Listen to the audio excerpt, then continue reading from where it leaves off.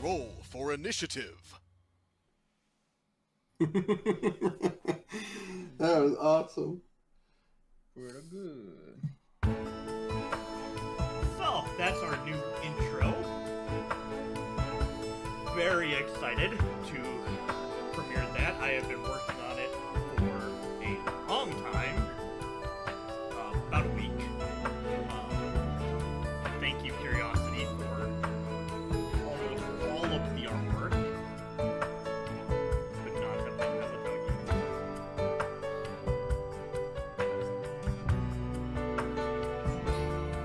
And the funny thing is, I just realized I haven't even updated the map in Roll20 to be the new.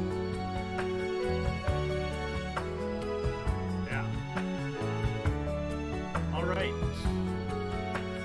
A few more seconds, and then I will be all set to go. I just want to get... I've stopped sharing my screen with the Discord.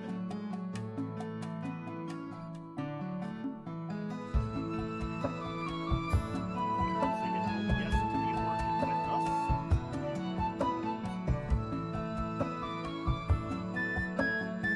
Unfortunately, none. Yeah, we have raised $100 total. Really? Nice!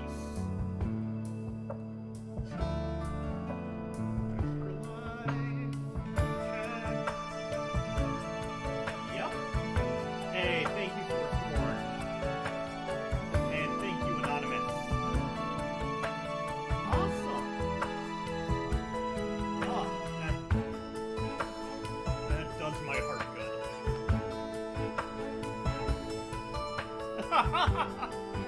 I'd take it. The majority of them are white knight hackers, so they're cool in my book.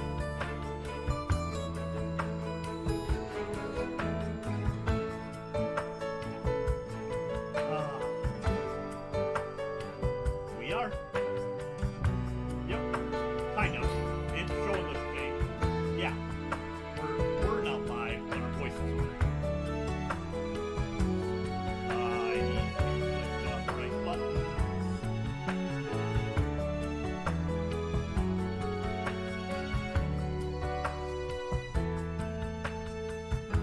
And there is something going on with my OBS that it's not doing the overlay properly, so the map will be a little wonky, but I doubt people really care that much. So, everybody ready to go? Fantastic. Oh, wait, no. I was born ready. There you go. Get the camera.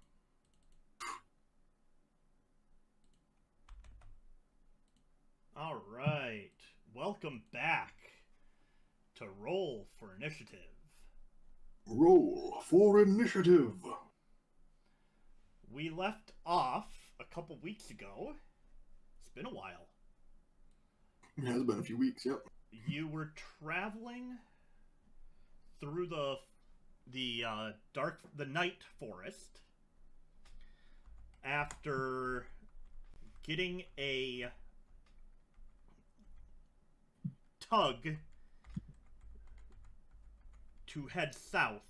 Not really sure why or what awaited you, but you knew that something was telling you that you would be of use southward. As you went through the forest, you met quite a few nasty creatures. A Venom Troll, a interesting little hairy thing that talked to Toliv for a while, and coming upon a guard on the side of the road, you allowed him to accompany you,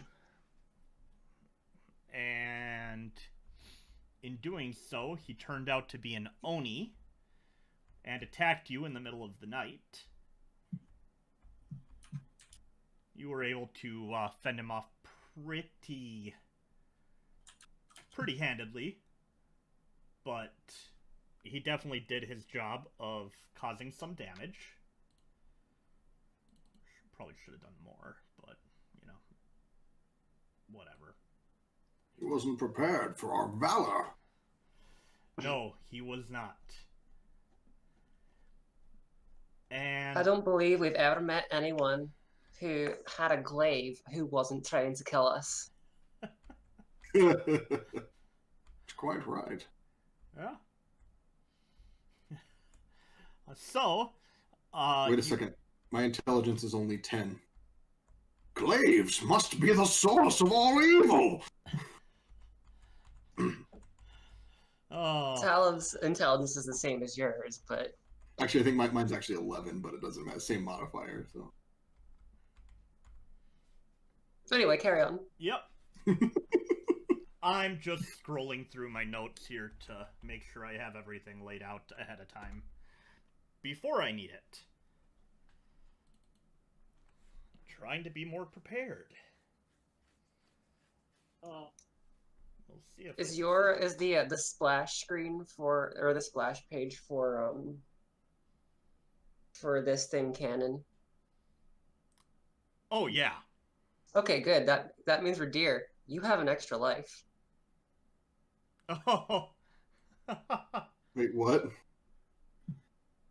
Did you look at the splash page for extra life for us I did not, no. on YouTube? We cooked up a green mushroom, and because you ate a chunk of it, you got an extra life. Sweet.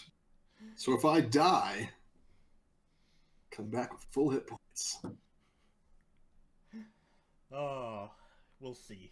You heard him say it was canon, viewers. Forsworn got it right away. Yeah.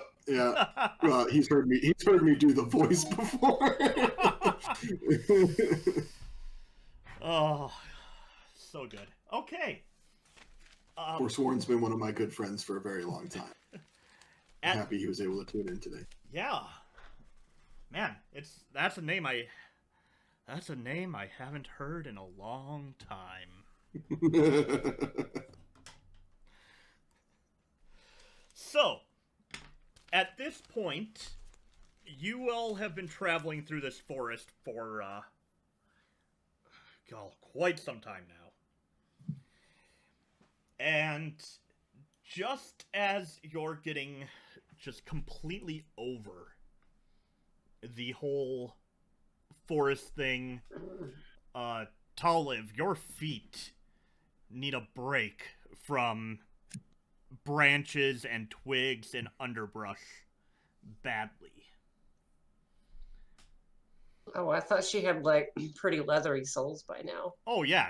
Oh, she does. But still, 5 days on, uneven terrain, it's still going to take its toll on you.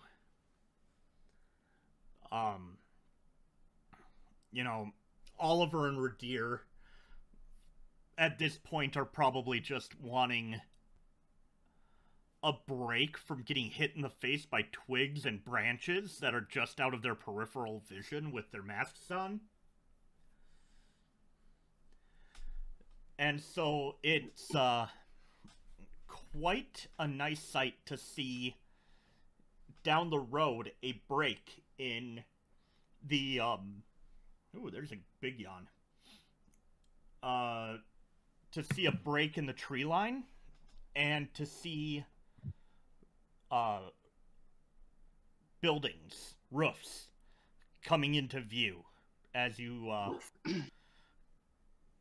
crest towards over the horizon, over the landscape, and you're probably a couple of miles away from a town now. Over the hills and far away. I get it. I didn't make them laugh, but I get it.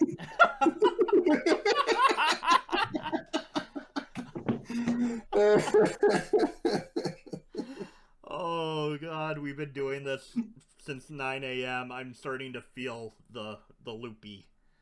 I love it. Oh man. Oh, you sounded like Chibi Thulu from That Long-Haired Creepy Guy. I was Meatwad. Yeah, I know. It's very similar. That was Aqua Teen. Hunger Force. It's like Meatwad and Stitch and Golem have very similar voices. Yeah. Kinda. And Chibi Thulu. And Chibi Thulu. Yeah. Oh, Helen means family. Family is precious. Oh. Yep. I'm Anyway, gonna be focused today. Alright, so you all crest over the hill. You're seeing this village in sight.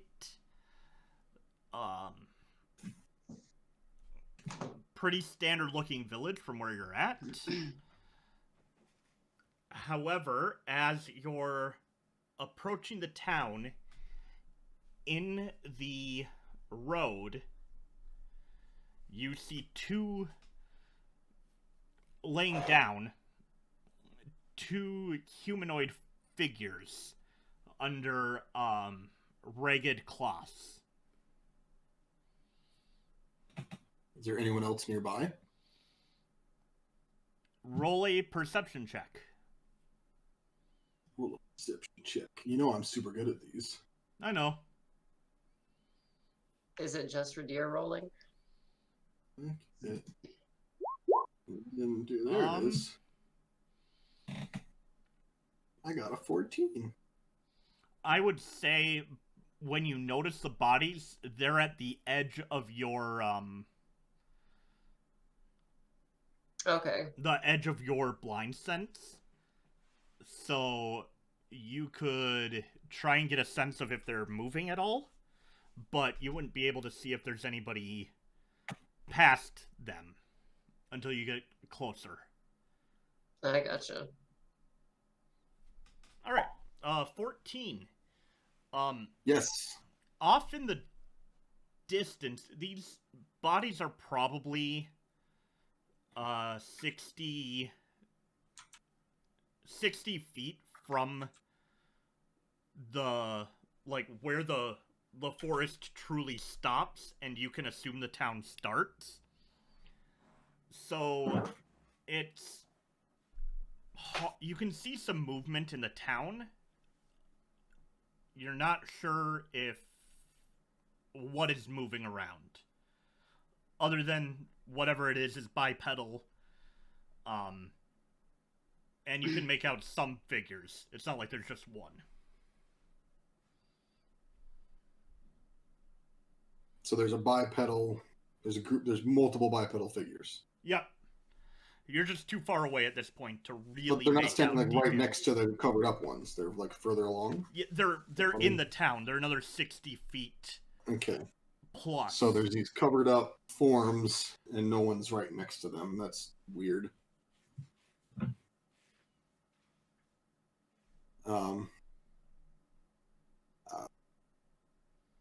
I think we should approach cautiously.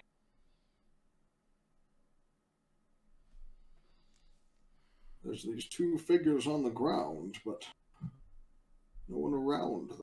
I don't know what the reason would be. As we get closer, can I use a perception check to see if they have any movement or anything? Yeah, absolutely.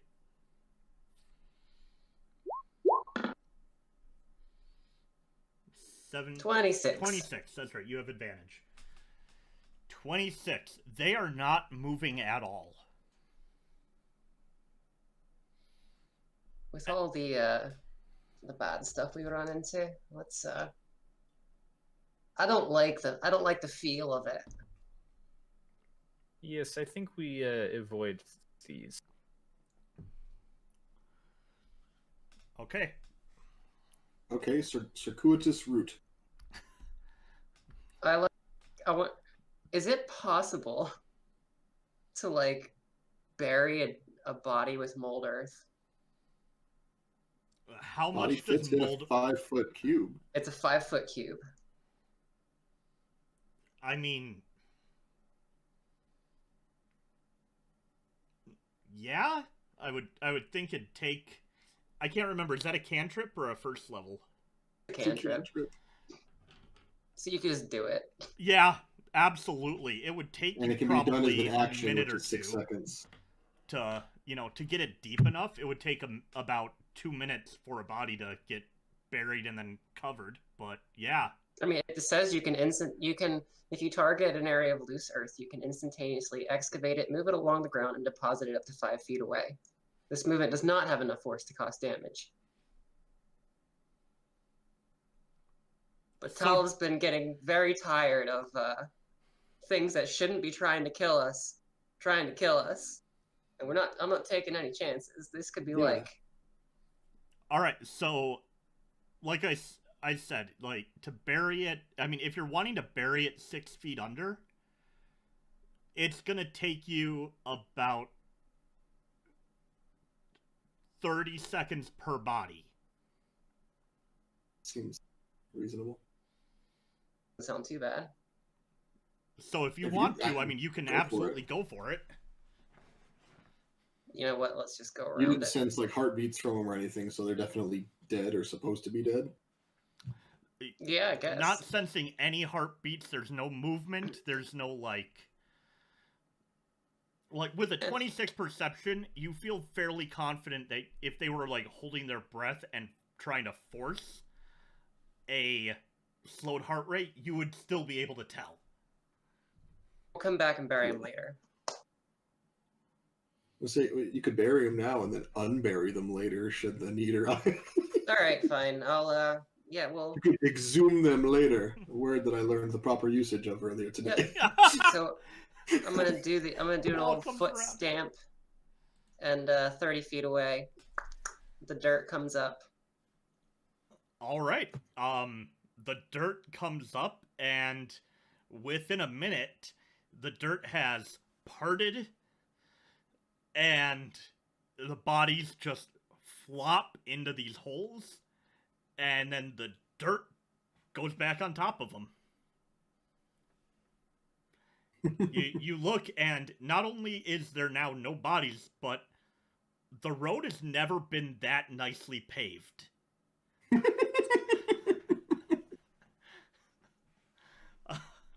Feels like a job well done. Good work. All right. Did any of these other figures react to that, or were they too far away to really notice it? Nobody has reacted yet. I'm kind of concerned. There is no reaction at this time, at least. I'll continue to cautiously approach. I will obviously have my shield ready. Yep. What was it that the glaive guy said? There were like baddies or something attacking the town. Yeah, but he ended up being an Oni, so I don't know if it was true or not. That's the thing. The He best might have lies. been. The best lies always have a grain of truth to them, and I can Well, tell that's- when you're lying. Tell that to the president. Anyways. Moving forward. Moving on. All right, so you're approaching cautiously. What are the others doing? I'm tagging along. You know, Falling behind. All right. trying to proceed with my feet as best as I can. Okay. So taking Let's passive see perception what you into feel. account. Because I have a really good passive perception, guys. It's a whole 1 point above the base of passive perception. I have a 17 passive perception 12. and 17 passive insight. Oh boy. My insight All right. would also be an 11. So as you approach the village, you get to about 10 feet from where the bodies were, and you notice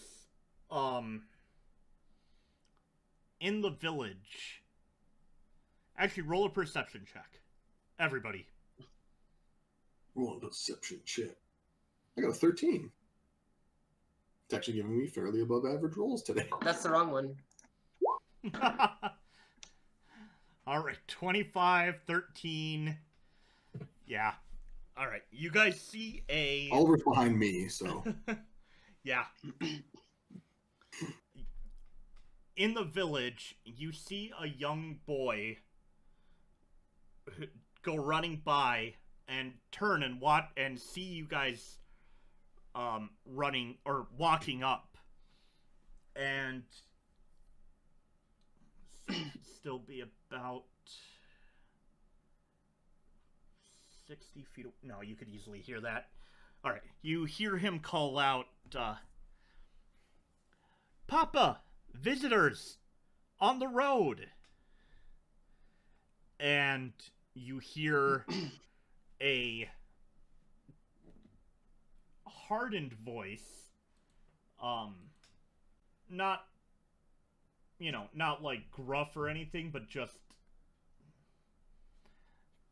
somebody who's been working all day, probably a little tired, come running forward. And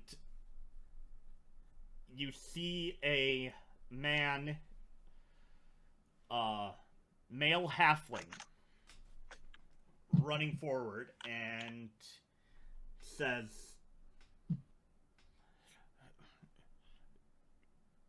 "Please, stay away from the bodies. Don't touch, Oh, you Where'd mean the they bodies go? we just... They're in the ground. Olive here went ahead and buried them for you, just to make sure there wasn't any accidental spread of disease. You didn't touch them, did you?" I don't have to No. touch them. She's quite skilled. Oh, thank God. Oh, thank the gods. Well, What would have happened had they been touched? Right. Now you've got me curious. they're infected. If you get too close to them, they release these spores into the air, and it's taken more than a few of our villagers and even a few heroes down, whatever this disease is. Definitely does not sound safe. Thank I'm you. happy we were cautious. Yes, as am I, and thank you for allowing us safer passage on the road into the forest. If there are more bodies that need to be disposed of safely, we would be glad to help.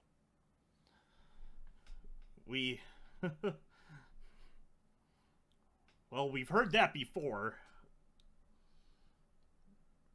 You can help with some of the ones around the perimeter, but more will just come. Where are they coming from? There's a cave just southeast of here, not more than a half-hour walk. That we've narrowed it down to that being the source of them. Things like this cave could use a cave in. Sounds like something that we have experience in dealing with. Bad Oliver's things just in gonna, caves. Oliver's just gonna wait. Do we hear the exact direction? I may have overlooked it when I was listening to it. 30 minutes southeast. Okay, that's what I thought. Yep. Oliver's just going to start grumbling and walking southeast. I'll pat him on the back as he walks past me. Good man!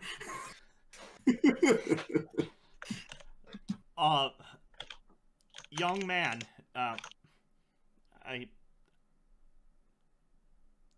welcome, welcome to Gadoon. How are you spelling that? I need to take notes. Gadoon. Gadun.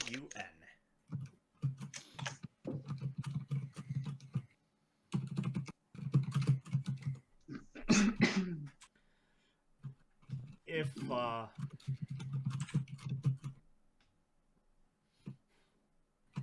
you look tired. You look as though you've, been traveling a while. I have spare beds available if you want to resupply, and I seem to be having an overabundance of supplies these days.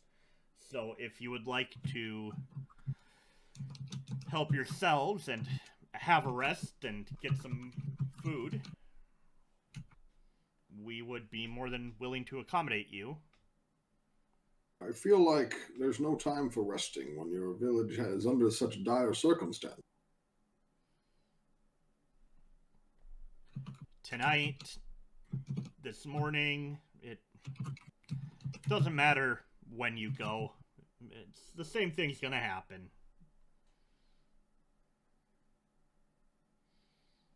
You're the sixth party to come to town asking for help, or asking if you can help.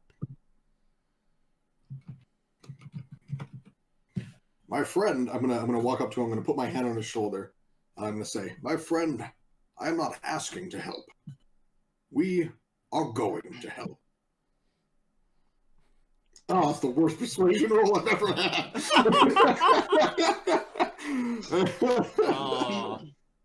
He smiles, just this beaten down, just done with it smile. There's no heart in it at all. And says, your confidence is warmly accepted. However, we've heard it before. Perhaps I can prove something to you. Is there anyone sick in the town currently? No. We don't go out at night. The only ones sick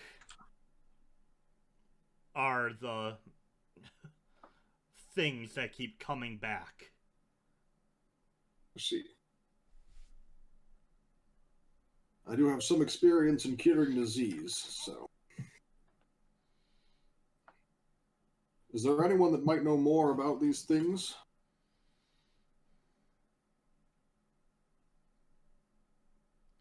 You could always talk to Owen. He, runs the tavern in town.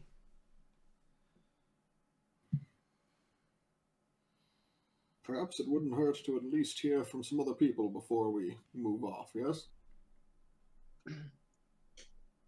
Okay. I'll say this to Oliver, because he's still kind of like slowly walking away. And now I sigh and walk back the other direction. Yes, where is the tavern? We'll talk to this Owen, thank you. Oh, let's show you the city. Are there any more bodies around the place that could be buried? Ooh, wow.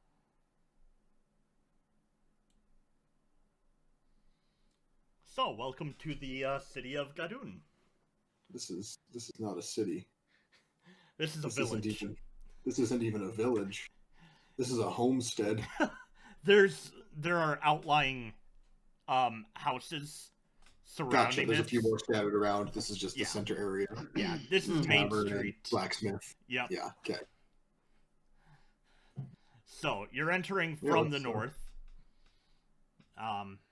And Hey, is that a tavern? the halfling, that is a tavern. Yeah, I had some fun with this last night. Once he directs me there, I'll head to the tavern. Then we'll talk to Owen. Yep. So he says, so he points to the tavern and says, "That's the newly christened Last Call, run by Owen. He can provide you food and drink." And then he points here and says, as I said, I've got extra lodgings and supplies for anyone who is willing to help. The name is Milo Glenfell. I'll shake his hand. Pleasure, Milo. Thank you. Your giant frame just envelops his tiny halfling hand. And,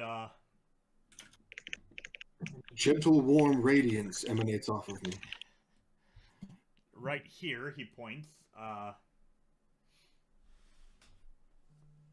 if you need any larger items made, especially anything in the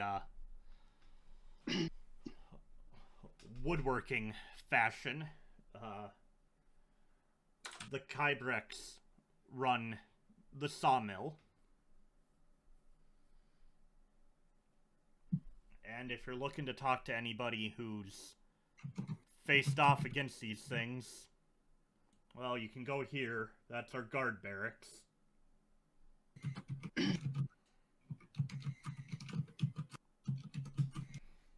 It's probably pretty empty at the moment as people are out working. But a few of the patrol will be there tonight.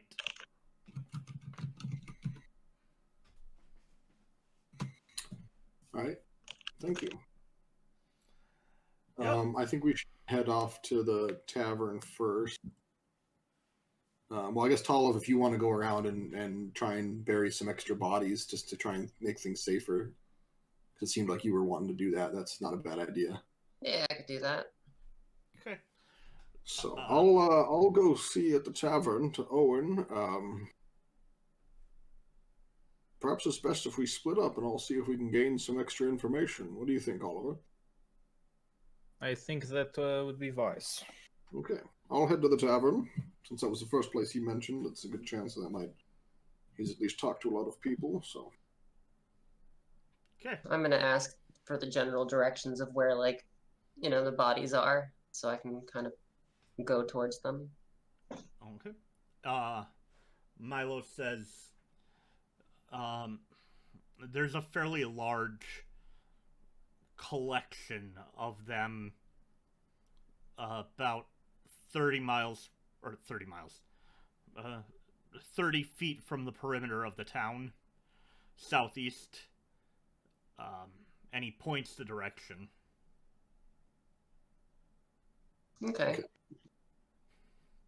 Sounds like I'm digging a mass grave. I'm sure you'll perform admirably. Just don't get too close. I don't have to. Okay, and Oliver, where are you heading? I'm going to go to the center of town, and I'm going to just kind of, lean up against the side of a building and just people watch. Okay. I want to see if I can learn anything from watching if anybody walks by and stuff. Okay. So, Radir, Yes.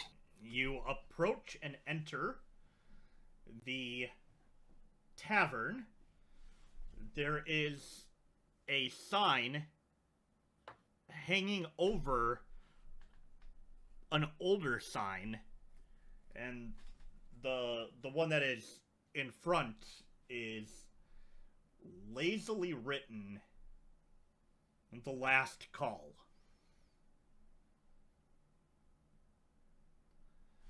And you go in. Mm-hmm. You walk in and you're instantly greeted by the stale smell of old beer. Just stale ale. The place has a look of the worst dive bar you've ever been to. I'm going to take my helmet off. I'm going to pull a scarf out of my bag and tie it around my face, and then put the helmet back on over it.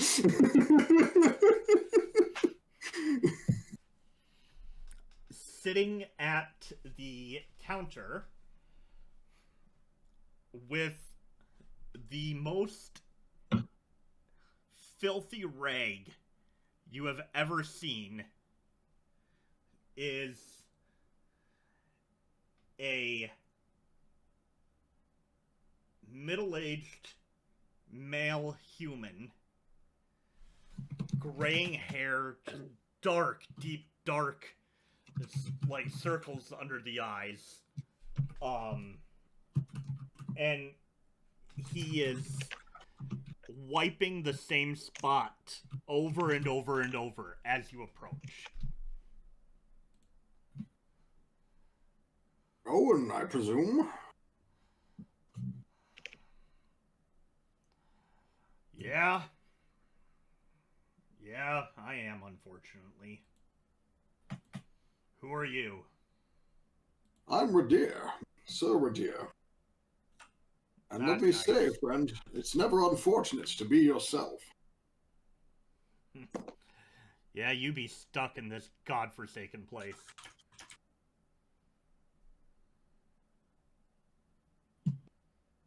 Well, I understand it is very dire at the moment. I was hoping I could maybe glean some information from you about what's going on. Yeah, what do you want to know? Everything you can tell me. When did it start? What do we know about it? Yep. Alright, sit down, order a drink. I'll sit down. Water or milk if you have it, please. Yeah, I got milk. You want water or you want milk? One or the other. I'll take both. milk. If you want both, I'll give you both. I don't care. I'll gladly take both, good sir. Alright. Give me a second. And he turns around and you see, like, you just hear the clanking of bottles. Just old, empty bottles being shuffled around. And then he pulls out this little pitcher of milk and goes to the back and grabs some water, some fresh water, and takes another glass, pours the milk, It's all Lumpy? right. It's not lumpy. Okay. You think that it probably is as fresh as it could be, given his lack of a damn attitude, but he's not trying to poison you or anything. Yeah. Does the water seem good at least? Yeah, it's fresh. Okay. I'll thank him and then... Yep. I'm still wearing the helmet, so I can't drink anything right now. So I'll just let him set them in front of me, and I'll flip him the couple of silver coins for whatever it might be worth. Yep. Yeah. And then, so what can you tell me? All right. Here's what it is. Started about 3 months ago. One of these, like, orangish, rotting figures came into our town. Person just decomposed right there on the spot. One of the guards went up to see if they could help in any way. They got the person up, took him to a spare house we had, fetched a doctor. Next thing you know, they're all sick. Under the doctor's advice, they quarantined themselves in the house. Next thing you know, somebody goes to check on them. They've turned into one of these rotting things. Now they're attacking the guard. The guard kills them. Next thing you know, he's sick. I see. So, put him in the house. Same thing happened again. Then we thought maybe it's a house. So we tried a different house. Same thing happened. Eventually we were able to kill it from a distance and let it rot away. They tend to not be dangerous after about 2 weeks. You can move the body just fine. See. So, during all this, more of the damn things start showing up on the perimeter. Well, obviously we sent word trying to get help from some of the larger cities. Next thing you know, heroes are showing up. They go to cleanse to find out where this is coming from. Narrow it down to a cave southeast of here. Great. Go to cleanse the cave. Next thing you know, these things are showing up at our perimeter again, wearing the clothes of the adventurers. Happened a few more times. Now you're here. Now you're gonna tell us you can take care of it. And then you're gonna end up becoming one of these things, and we're just gonna repeat the whole damn process over again. Sounds like a grand old time. Yeah. Well, it definitely seems dangerous, but I do have some tricks up my sleeve, unlike what I'm sure some of your previous parties had. Yeah. I'm sure.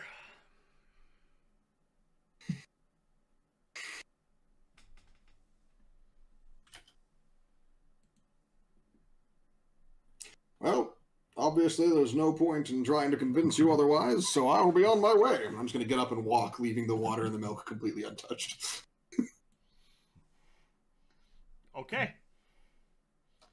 These people are all completely downtrodden. There's no point in me trying to raise their spirits because that's what every other person that's come through here has done. Nothing's going to work until I actually fix the problem. So, All right, Oliver. And I will go find Oliver, essentially, Okay. so. Pretty easy to find him. You head to the kind of the area that feels like the most center point of town. Okay. Go ahead and roll me a perception and an insight check. I'm good at one of those things. All right. About 5-10 minutes goes by before you actually see anybody. And you finally see a older female dwarf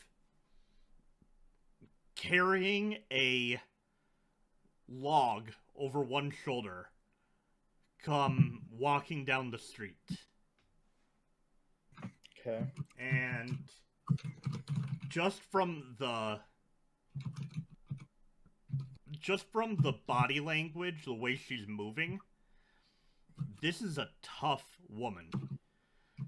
And she is so done with everything. Okay.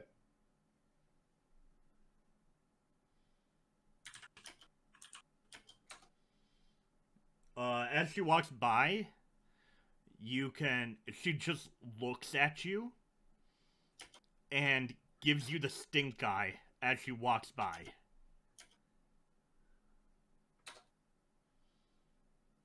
Okay. You also see a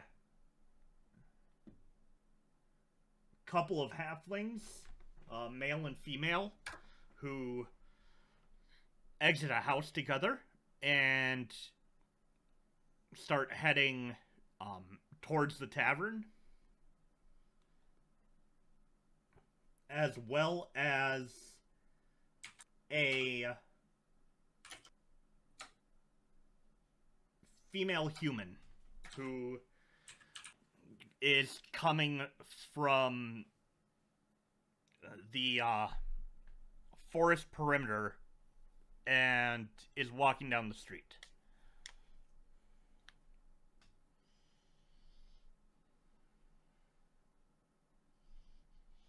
Everybody seems generally just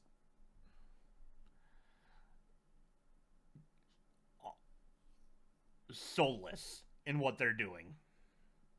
No passion, no real joy. You know, it's not like an enchantment or anything. They just look over and done with it. Okay. Okay. At that point, Radir and Taliv make their way. Taliv, you spend about 10 minutes just finding piles of bodies and shaping the earth and dropping them in unceremoniously.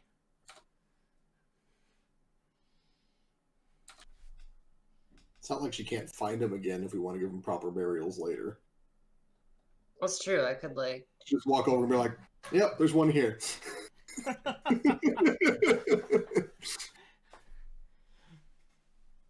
All right.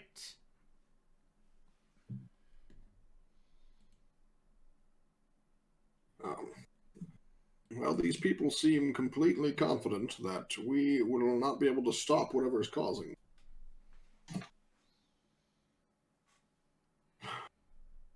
Yes, it seems there is something of a downward look among the town. Well, Like they have given up.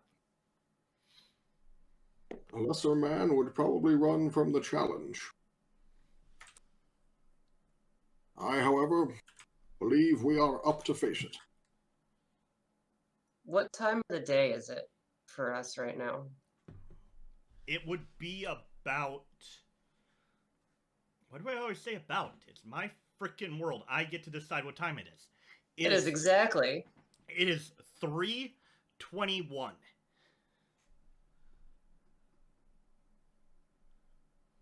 in the afternoon, Okay. not middle of the night. Well, before we go off and be heroes, my feet are killing me. I want to take a rest. All right. We'll go find Milo and take a rest, I guess. Okay. Milo is at his farm. You walk up and you see him taking care of and talking to 4 hogs that are each twice as big as he is. And he's just feeding them and talking to them all nicely. And he sees you guys approach and... were you able to find what you were looking for? Well, we learned a little, but not much more than what you had told us. But we decided we'd take you up on your offer of resting up a little bit before we head out to investigate further. Well, the side house is yours. Like I said, it's been converted into a place to rest up. There's 5 beds in there, and help yourself to any stock. People keep coming to help, and they don't come back, and they always leave a few things behind in case they don't want to lose anything in the cave. So, help yourself. Thank you, sir. All right, let's go rest up. All right. You guys enter the little... What used to be a barn is now basically a bed and breakfast for adventuring parties. As was said, there are 5 beds. There's 2 bunk beds, and then a single bed, queen-sized, off to one side. And then in the corner are various swords, knives, rope, lanterns, rations, just tons of, not high-end things, but... Just the extra junk that people are lugging around with them. Yeah, anything that you might have an extra need for, you're probably going to be able to find it in here. It basically looks like a general store was dumped here over time.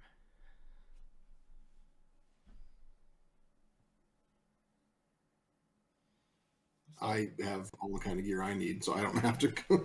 Unless there's plate mail, and I know there's not plate mail. No one's leaving behind their plate mail, so. Yeah, no plate mail.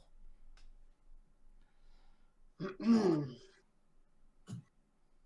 right. Do you want to take a long rest, or you just want to take like a short rest?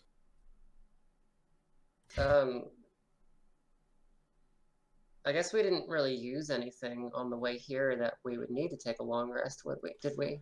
Nope, not since the Oni fight. The rest of the travel was long and not easy going, but you have all your spell slots. You should have all your hit points. Anytime we've rested at night, we've been resting in shifts, so we've been doing well, so. Yep.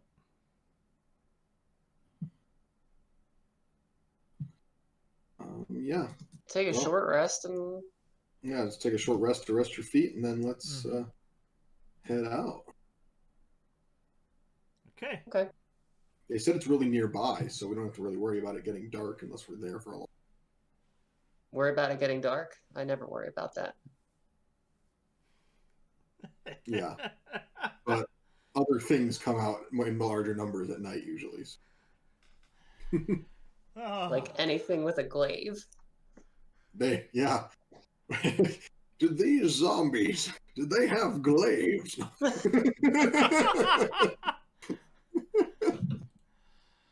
We found a secret ancient evil cult, the cult of the glaive. Ooh. Fardarig's had the glaive. Oni had a glaive. Yep. I'm gonna take. I just want to grab a couple of knives, just to have. Yeah. How many do you want? I don't know, like 3. I'm a cook. I need to like enhance my knife set. Okay, roll a wisdom check. Just straight wisdom? Just straight wisdom.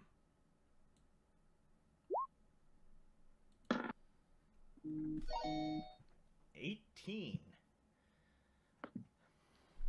Or do I give you the nat 20 advantage because you are proficient in cooking now?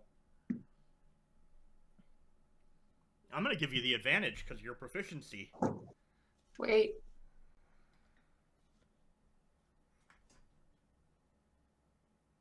Oh, sweet. I thought you said wait. I was like... No, I said sweet. Okay. I'm like, what am I waiting for? What? Nope. What's going Sorry. on? Are there javelins in this pile of stuff? Yeah, there's Yeah, two. you might want some ranged weaponry for this Yeah. to take care of these things. You don't. It seems like anybody who got close to them. I'm immune to disease. Really? I'm a paladin, so I'm not concerned in the slightest. I can also heal disease by using 5 points of my lay on hands. All right. Disease and poison are nothing to me. Okay. The poison damage can hurt me, but like the poisoned effect, I can heal instantaneously. Man, I'll take that till my 14th level of druid. Yeah, no, paladin's 3rd level, immune to all disease. Broken as hell. But I still want some ranged options because I still don't want to be exposing myself to these spores and stuff if I don't have to. That and Tal makes a lot of difficult terrain. Yeah. So there were 2 javelins, you said? Yep. Are there any hand axes? Oh god, yeah. How many do you want? I can definitely carry 10. I will say, why the hell not? I'm not big on over encumbrance. I'll grab like a spare belt, or even better, hook 2 belts together to make like this thing that I can tuck a bunch of hand axes into. Because hand axes and javelins use strength, not dexterity, so I can actually hurl them with some modicum of efficiency, even though my strength's not that great. Yes. Okay. That is all I need. I'm just trying to make this actively difficult. So let me difficult. get this checked really quick. Just I also so have Lesser Restoration, which can cure diseases as a spell. I could I could take Lesser Restoration if we had a long rest, but yeah. I have it, but it's a 2nd level spell, so I can only use it a couple of times. But I can lay on hands to cure disease, and if I'm not using them for healing, I can do that 6 times. So. All right.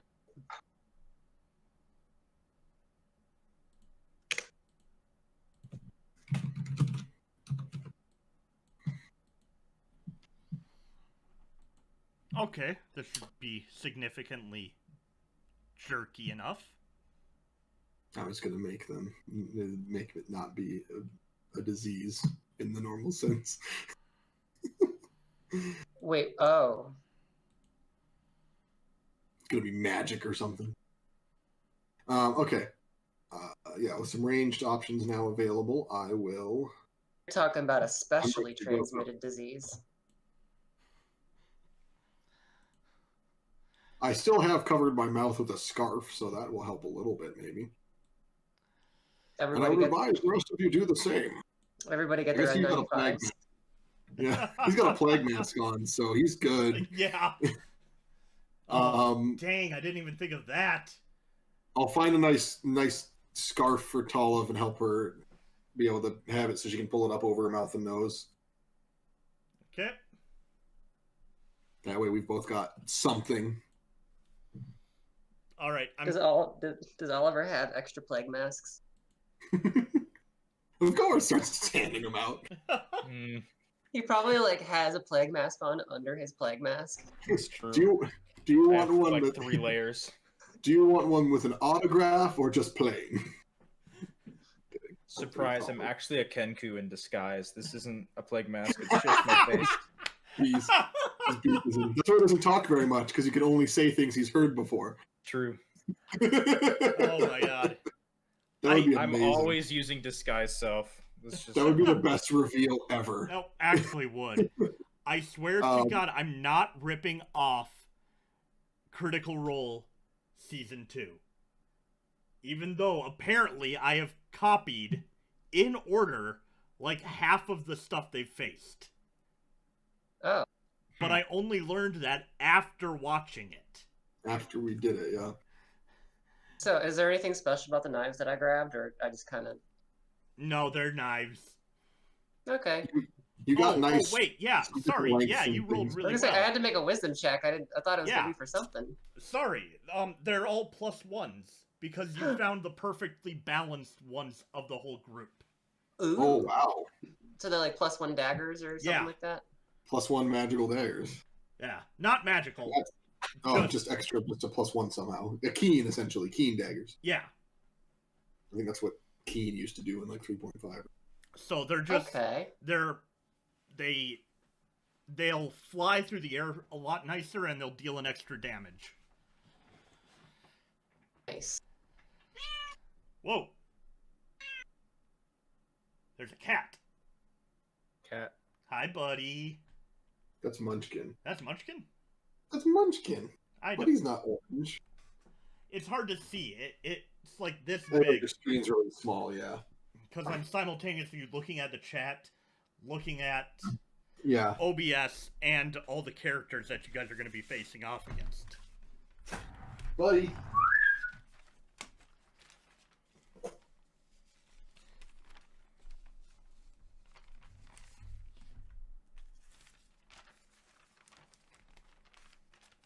Okay. So, you all rest for an hour. Gather up some supplies. And are ready to head out. Feeling more rested. You know, quick nap does the body good. And when we get back, I know exactly what's going to cheer up this turn. I know what you're doing. There's Buddy. There's Buddy. Hi, Buddy. Oh, boy. Sorry, but he pulled my headphones out when I picked him up. What were you saying? I said, when we get back, I know exactly what I'm going to do to cheer up this town. Quattro queso dos fritos. Obviously. By the end of this thing, Radir's going to have Quattro queso dos fritos painted on his shield. I mean, you could probably do that, and he just wouldn't even notice. Except Tal doesn't actually know what they look like.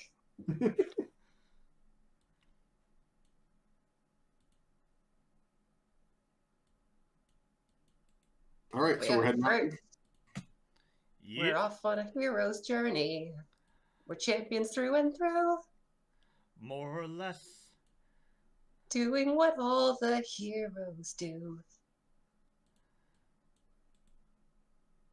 Oh, such a good show. I gotta rewatch that now.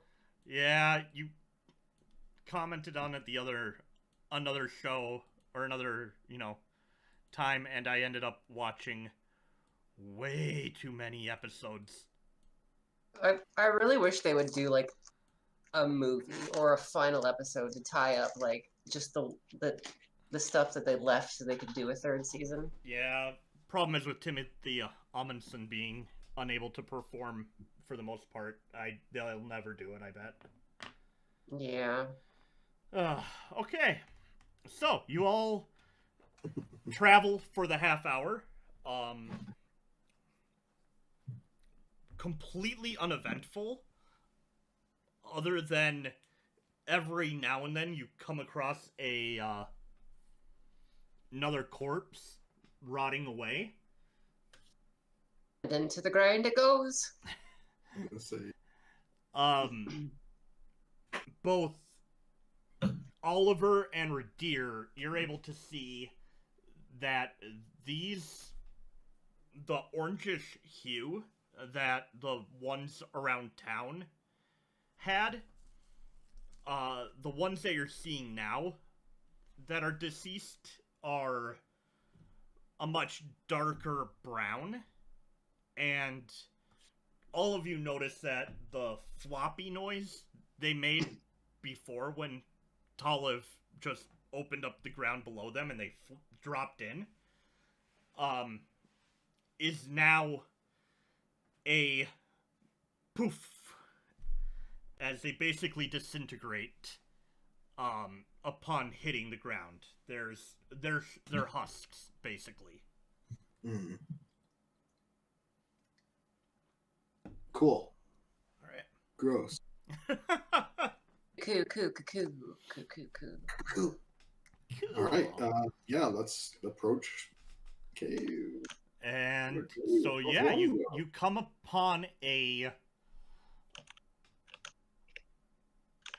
what was intended to be a very large entrance, but I'm seeing my map now that I made. It's wide enough for 2 people to enter. Very, very dark. Although Taliv, you don't know that. And yeah, you're at the front of the cave. I'm going to cast dancing lights into the cave, like in a line, just as far as it can go in. Okay, what's the range? 120 feet. Okay. So... It does 4 torch size. So I'll probably do 1 every 30. If it's possible to get that. Yep. I mean, I was gonna cast light on my shield and make it glow.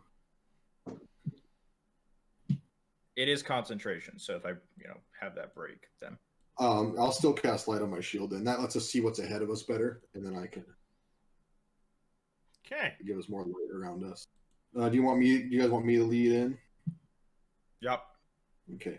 I've seen that these are the undead, so I have no qualms about about killing them, and also no weird idea that I'm going to be able to negotiate with them. So I am going to draw my sword right away. Oh, Radir's going in heavy. I hand you guys magic stones. That's a good idea. Take that. All right. So I'll draw my sword and I'll say, "Draw me not without reason." So, is this sufficiently dark for you guys to see? Except for the small strip of light that should be showing? I can see this. Good. Okay. And actually you should be able to see that as well. Ooh. Can I stay on my feet to see what's in a much larger radius? Yeah. Yeah. Alright, so you can see 60 feet. What is your range? I have a 60-foot radius, so like 60 feet in front of me and 60 feet basically all around. Yep. So 120-foot diameter circle. This is the type of encounter I was made for. Yep. All right. You want me to? This is gonna be There's fun. 60 feet right there. Yep. But do it one back. Do it centered on Toliv. Or are you entering the cave and doing it? I can't see Toliv. Oh, I mean, I'll okay. But No, just centered on me. It's fine. is she right here? Yep. One over. One back. There you There? go. I can't see her. It's just Oh, black. yeah. Hey, here. That will help. So Hey, There's look 60. at you guys. hey, there's There we 60. Ping. Ping. All right, you want to travel that down? Down below. Yep. Might as well ping all the directions I can ping. Yep. 60, Good lord. Ping. 60, Oh my god, what are Ping. those? 60, Ping. 60. Ping. Oh, What are those? I want to be able to see your view of this. Just random lights. Light spots with people in them. Alright. I'm going to roll.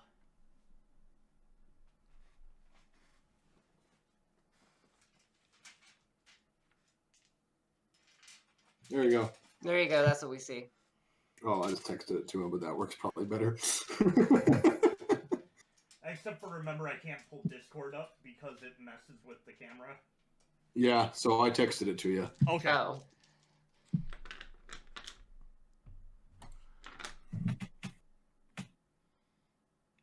Ah! Sweet. All right. Yep, I'm just rolling really quick.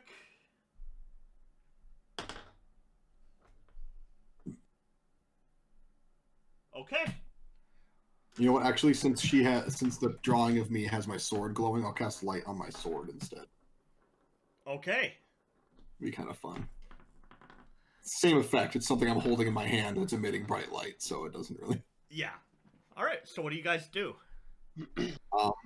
I'll take a couple steps into the cave. Okay. really? There's nobody like right in the entrance. So Mm-hmm. of course you can see that with your light anyway. So Yeah, I'll go to like. Is that the first turn off there that you just revealed? Yep, I realized that you'd be able to see that because it would cast shadows down. I'll walk up to here Okay. and see what I can. Alright. I feel like Tala would be able to feel where the passages are, even if she couldn't really relay it to the others with exact detail. I don't know if he has a way that he can reveal it to just you though. So. Yeah, I don't think I so. don't. So that's fine. Alright, so from there you can see here, and you can turn your head. Oh, I'm also, because I'm going to expect the other two who have more range to kind of stay behind me in these tight calls. Should be pretty easy for them to do that without stuff getting past me too easily. I'm going to cast Protection from Evil and Good on myself. Okay. So for 10 minutes, aberrations, celestials, elementals, fae, fiends, and undead all have disadvantage to attack me, and I cannot be charmed, frightened, or possessed by them. Okay. Good to know. So if these are actually undead, like I'm assuming, they're not going to be able to hit me very easily, is my goal. Alright, so Okay. walking into the cave, the first thing you notice, beyond just the fact that it's super dark in there, is the massive amount of mushrooms and fungus that litter the cave floor and the walls of the cave. Huh. I'll call back. Oliver, do you have fire magic? I I'm gonna prestidigitation, just like a single flame on my finger. Okay. Might be a good idea to burn as much of this as we can on the way out. I'll give a nod, and then I'll put it away. Okay.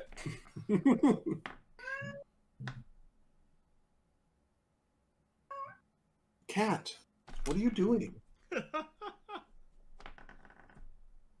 All right. So that's what you see.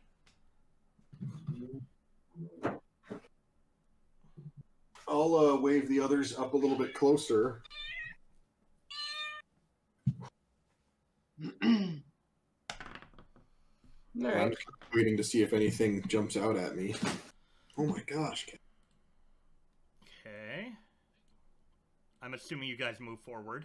Yep, just I'll go here. a bow. Okay. All right.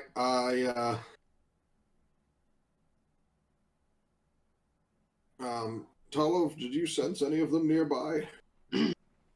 There's 2 off to our left and 4 off to our right. Okay. Are there like any rocks or anything on the ground? Yeah. Well, we're in a cave. It's a so- cave. There's. I It's want all to kick. rock. I want to kick a rock down this passage. Okay. Make a dexterity check. Can I use athletics? Yeah. It's strength technically instead of. He's dexterity. playing soccer. Yeah. Okay. Soccer's a sport. That's athletics. A 22. Okay. Where exactly do you want the rock to hit? I don't care if it hits anywhere. I'm trying to kick it down there to make a commotion and hopefully attract attention of anything that's down there. I know. Are you wanting to kick it far, or do you want it to hit like? Yeah, I want to kick it far because if they go after that noise, I want their backs to me. Okay. So you 'Cause then kick all it and you jump out, see it pass go, the ball, and I can. yeah, you see the rock go sailing into the darkness past where your light is. Mhm. And the next thing you see is 5, 10, 15.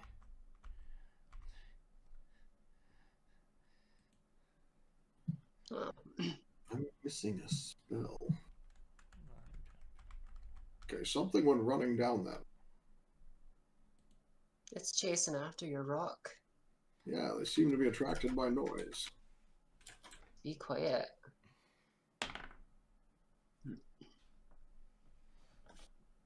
Okay.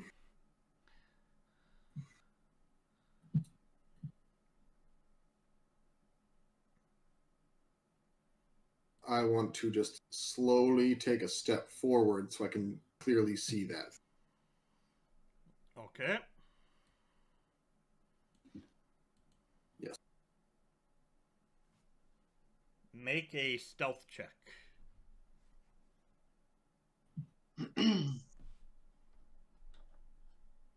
Oh, 19! Wow! With no bonuses. All That's right. man, amazing. I should have brought pass without trace. Plus 10 to stealth checks. All right. You're there. What do I see? Is it one of the body things? Yeah. Did that not light up for you? No, it is. I'm just I can see a creature on the thing, but I'm making sure it's what I think it is. Because I don't know if this image depicts what you have been describing, you know what I Oh, mean? it does. It does. So it is one of those Yes. corpse, fungus corpse Yes. is. If you zoom in, you can see exactly what it is. I lost track of where I was. Oh wow. It has a mushroom for an ear. Okay. Tall just Star gonna, Wars like- makes me happy. I'm just gonna gesture to Oliver and then be like, and point that there's one down there. because he's got the range stuff that can take this thing out. So,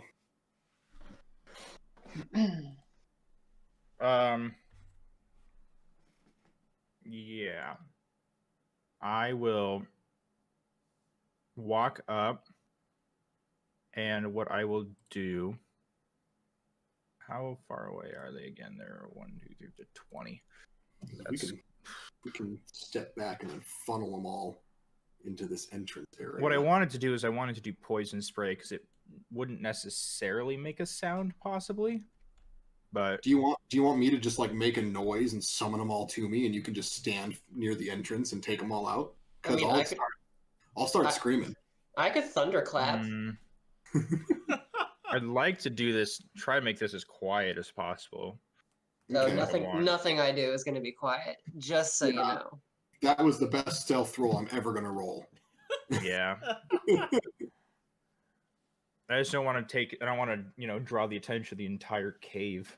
But if we draw this many at the front, if we draw the attention of the entire cave and they all stand right there, then you acid ball them, and then problem solved. Because I can stand right here and really stop them from going anywhere. But I only see the one. Yeah, there's only the one down there. Right? Yeah. Okay.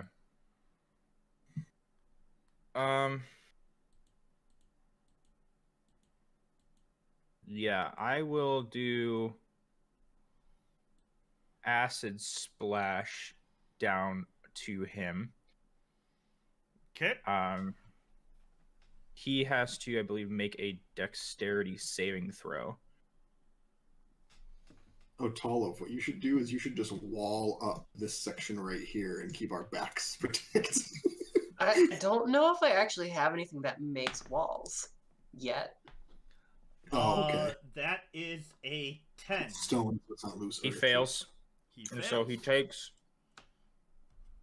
14 acid damage. Yeah, 2d6, so 14 acid damage. Okay. Does that include your bonus because it's your affinity? Oh, no, it doesn't. So I believe it's actually 18. I think. Let me double check. Well, this right now it's showing. Oh, yeah, it's because it's showing Yep. +4. So, yeah, it's not including that because essentially it should get So it's actually 18 damage. Okay. So you watch as... One second, I'm just reading something.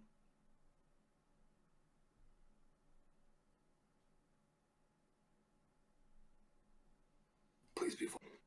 Please be vulnerable. Acid.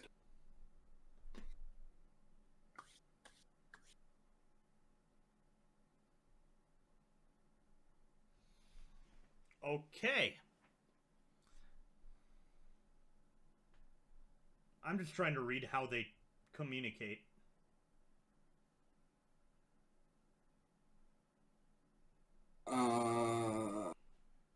Never mind. I'm not going to say it. All right, so you hurl this ball of acid. It hits the thrall directly in the back. Oh my gosh! All right, doesn't matter anyways. Are these thralls of the demon lord of fungus? You watch as the cloak around its back dissolves away, and it turns and looks at you, and it appears to not have taken any damage. Go ahead and roll for initiative, guys. He said the thing. Hey, my crit fails are not a thing anymore. Not with this character. I got a 17 as well with no bonus, so that's good. No, but they got a 1, so thanks for that, Panda. I'm really glad you put it on me. Yes, you transferred it to the proper person. Good job. All in a day's work. Alright, so Taliv is first, then Radir and Oliver at the same time. And then the thrall. Technically, it should be him first because his bonus is better. Yeah, I So like that's the how you idea of it right. being simultaneous, and you guys Yeah, get to but we pick. can't technically process it simultaneously. Oh, I see what you mean. Pick it each time. Yeah. Gotcha. I mean, I'm probably gonna let him go first every time, anyways. Probably better for us.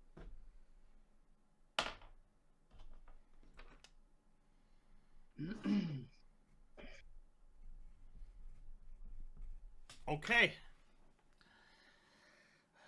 Toliv, you're up. Did it like make any sort of noise that we know it's attracted attention, or does it just? It did not make any noise. Okay. So as far as we know, it's the only one that has noticed it. Well, then I'm gonna sling a magic stone at it. I gotta move up. Actually, can I even? No, I Well, can't you because could- you're in the way. Can I go into like Radir Square to magic stone it? Nope. You can No, move. yeah. You can move Well, you past could- him. You could move past my space to here, All throw right. the stone, and then move right back. Yes. I'll do that. Yes. You can have do enough that. movement. Let's do that. So let me get to my character sheet and Clubam. Well, It's an 18. 18 hit. 18 hits. Good. Okay. So its AC is lower than 18. That's good enough. So it takes 6 bludgeoning damage, and I believe this counts as. Does it count as magic? It's magic Yeah, stones. it's I would hope magic so. stone. Counts as yeah. magical to avoid resistances, but no additional damage. But if it's resistant to non-magical bludgeoning, it still takes the full. Okay. Okay. You watch as the rock ricochets off of its head, and you just see this little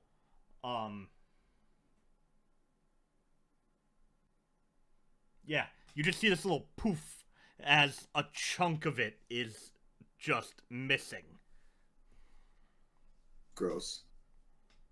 I feel like bludgeoning damage is going to be somewhat good against these guys because it crushes the fungus that they're like consumed with.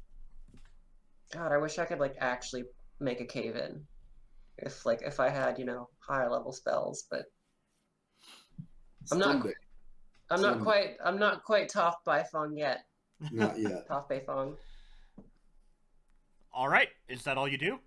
That's all I can do. Okay.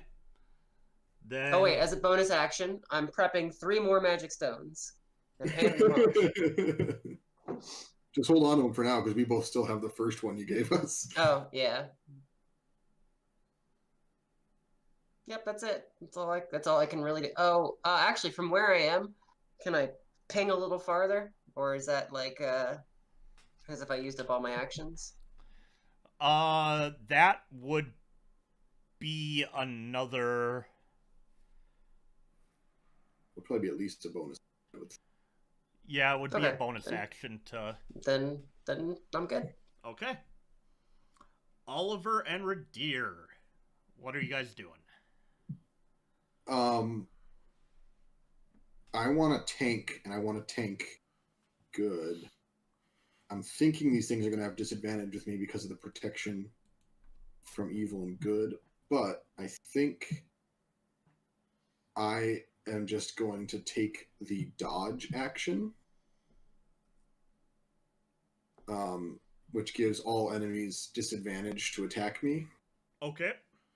To essentially imply, since there's not really a fortify action, but essentially I'm just using my shield to fill up as much of the space of the cave tunnel as possible to block their onslaught. But I will, I'll shift it to allow Oliver to like attack past me and then kind of lift it back up. Okay.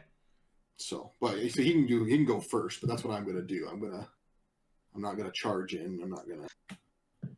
I can throw the magic stone, but I think I'm much more useful in this instance. I'm going to be much more useful for clogging up pathways. So that's what I'm going to focus on.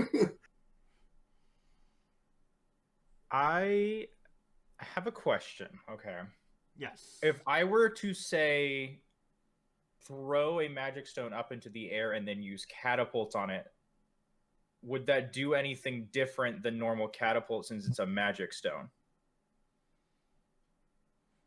What are the rules as written for catapult? Catapult just launches a projectile, so it's something you're holding in your hand or is loose on the ground. No, it can't be worn or carried, which is hence the toss into the air. Yeah. 1 to 5 pounds within range that isn't being worn or carried. The object flies in a straight line up to 90 feet in the direction you choose before falling to the ground. If it's stopping early, if it impacts a solid surface. If the object would strike a creature, the creature must make a dexterity saving throw. On a failed save, the object strikes the target and stops moving. When the object strikes something, the object and what it strikes each take 3d8 bludgeoning damage. That is catapult. I feel like it wouldn't do any additional damage, but maybe it would count as magical for overcoming resistance.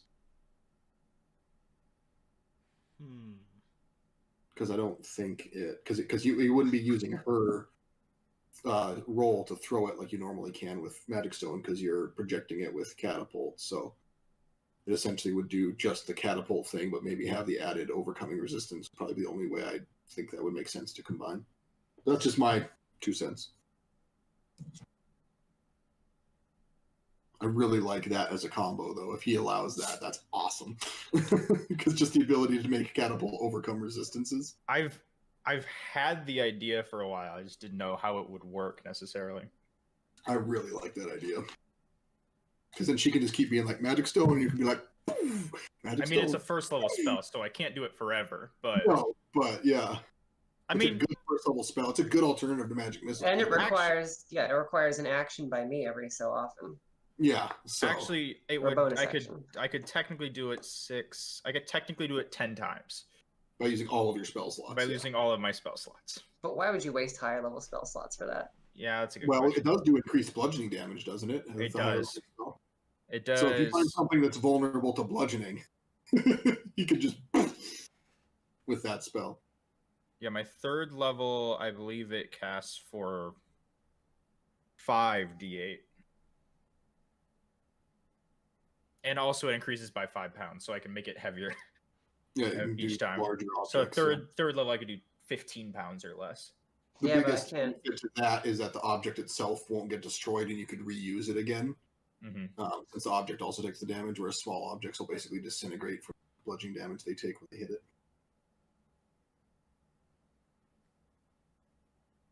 I'm gonna allow it. Yay! Yay! Okay, I'm gonna do that. Hopefully it'll work. I believe it's just I throw it. And then, once it's floating in the air, you can cast the spell on it. So yeah, and then it needs to make a dexterity saving throw, DC 15. Ah, it fails. Yes. Okay. 8 bludgeoning. That was an awful roll. But add your 1d6 to your spellcasting modifier for the magic stone. Oh, he's allowing it to fully accumulate. 14. That's awesome. That's even better than I was expecting. So yeah, 14 damage. All right. I really wish that wasn't a 1, that last one. All 3 of you roll a wisdom saving throw. Wisdom saving. You guys both get +5 because you're within 10 feet of me. So that's going to be a 19. 13. I got a 26. All right, so 19, 13, and 26? Yes. Why couldn't it have been Constitution? Hey, at least you got a +5. If all you had to do was beat it, I helped you get across that threshold. Yeah, but if it's like 15, then yeah, we're gonna have some. This might be more because we're figuring something out, but I don't know. Vortex. Yep, that'll work.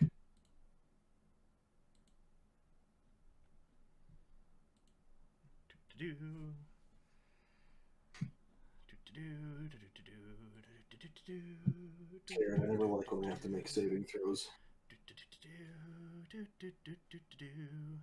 Even the ones I'm good at. such as wisdom.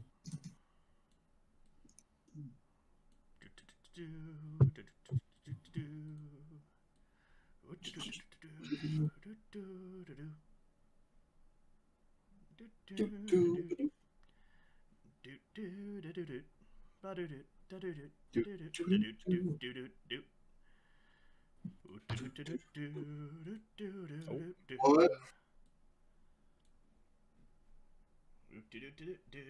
I wasn't planning this at all. I've got to go over to my notes.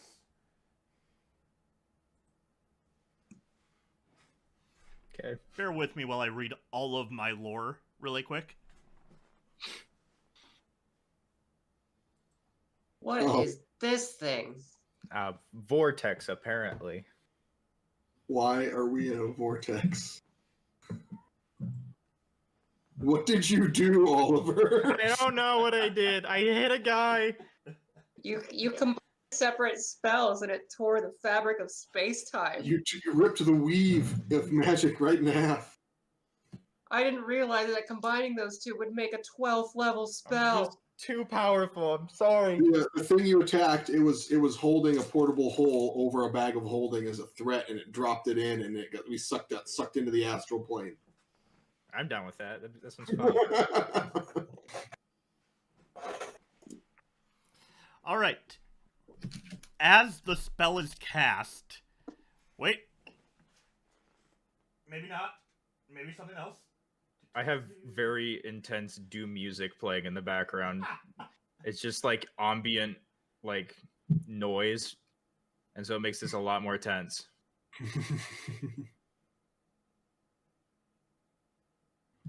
Wasn't the guy who reviewed the Doom game and he said that the music felt a little subdued the whole time? I don't know. Was it Anthony Fantano or something? I don't remember. I just know that, like, apparently the better you do, the more intense the music gets. So the fact that he made that comment meant that he wasn't playing very well. My only complaint is that the music isn't very loud or intense, not like the other Doom games. Wasn't there that whole shtick? I think it came out, it was like when Cuphead came out, that like game reviewers should be better at games. Yeah. Oh, because they couldn't beat the tutorial for Cuphead. Yeah. Cuphead freaking sucked, dude. It was a lot of fun. I had a great time. So bad at that game. Dude, there are people I'm who really speedrun bad it. I'm really bad at platformers though. So I really want to beat it again. I'm close. Man. I'm good at strategy games. I want to like learn this. I'm gonna get Phasmophobia, and I'm gonna figure out how to speedrun it. You just make a guess. As soon as you arrive, you open and close the door and hope you got the guess correct. Is that what it is? You don't have to like. You technically don't have to do anything. You can just guess at what kind of ghost it is, and if you get it right, you get money. Yeah, it depends on if you're going like that route or if you need to get all the objectives. Yeah, if you're saying you need to get all the objectives. Yeah, trying to do objectives, that's a lot harder. Oh, it's like an any percent speed run would just be like you open the door and you make a guess. Mm-hmm. Does it change every time you play it? Mm-hmm. Yep. It's random which type of ghost it can be each time. Also, your objectives are random. Mm-hmm. So that wouldn't actually be a great way to great game to. There's not really a speed run because there's not really an end to it. A game that I want to speed run is there's a game that came out called Superliminal. I beat it I streamed it. So technically both 2 times Friday because it was midnight Friday, like morning. I started and then I finished it Friday afternoon, and it was a lot of fun. Okay. I see a blue vortex, and that's it. You guys see a blue vortex, and as it swirls around in front of you, your vision, like, you can see each other in this. This is happening to everybody. And here's my thing. This is happening to everybody, and I rolled a 26 on my wisdom save. So whatever's happening is insane. So what is Talib actually noticing? That is a good question. Talib is seeing this. What? Does that mean she can see us? No. Or just the vortex? You're just like seeing it in your mind. You can sense them. You know they're there, as if you were, seeing them through your feet. It's your normal sense that they're there. Okay. But yet this is in your mind, as if you were As if seeing you're it. seeing it. As, Never sighted once, so. As you're staring at this, it suddenly zooms forward, and you're greeted by a elderly, elvish-looking gentleman sitting on a purplish throne, and he's just casually bouncing a little flame ball between his hands. Just like, actually, think of Jarrett, the Goblin King, with the orb, but it's a flame ball. Okay. Can I spawn an acid ball and start kind of mimicking? Yeah. With an I'm gonna Yeah. do that. I'm not like casting it. I'm just gonna. Roll. I guess technically that's acid splash because it's a ball, but Yeah. I'll I'm do doing the that. same thing with a stone. I'm just gonna start. There, I'm gonna contact juggle a stone by They're earthbending it. both behind me and I don't see them doing this, so I just... oh no, you guys are all lined up together. You are okay. side by side now. And I'll allow it, Tolive, because you were holding a stone when this happened. So I like what are those things that they had the fushimi or whatever?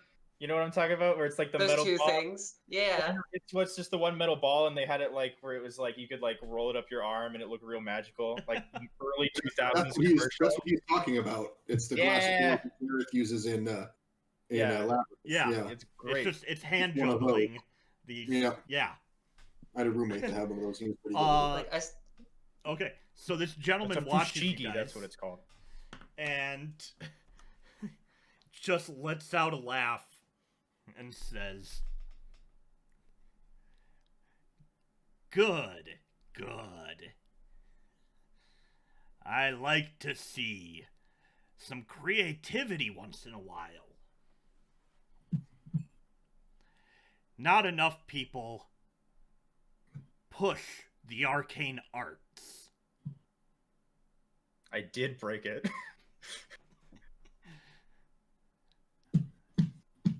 Is this the god of magic? gosh. You asked that? No, that's me as a player. That's not my character. I'm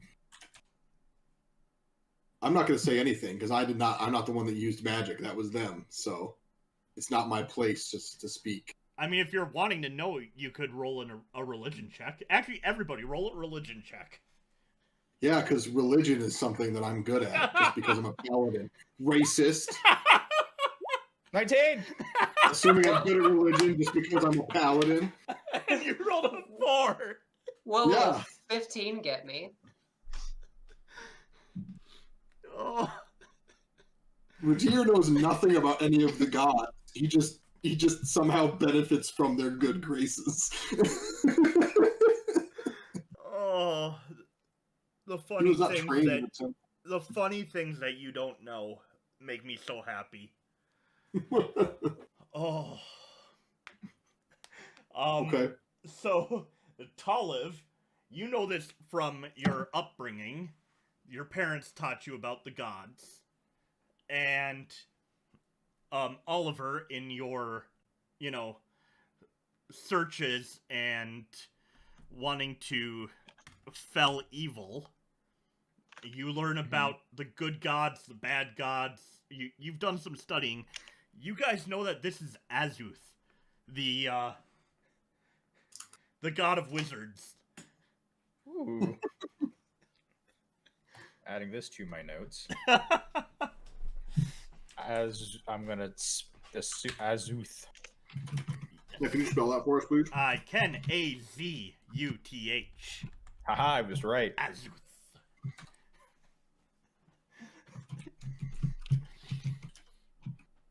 I wasn't gonna let you guys do this. I was gonna, as you guys leveled up, I was gonna unlock this for you, and you did it. I put in my notes, Azuth, god of wizards, likes my magic, very cool. And, he just laughs to himself, and his eyes fix on Radir, and says, what they did, your courage helped inspire. And I want to see what the three of you can do together. Have some fun with the gifts available to you. And with that, you all blink back into the cave. Time has frozen around you. And, yeah. I'm going to write it up, but as an actual spell that three of you can cast, but the long and short of it is that if all three of you hold your action together to do a combo move, the combo that Curiosity came up with of hitting the rock to the shield to the ball is now going to be a spell that you can do. Oh, yes! Oh my gosh, that's amazing!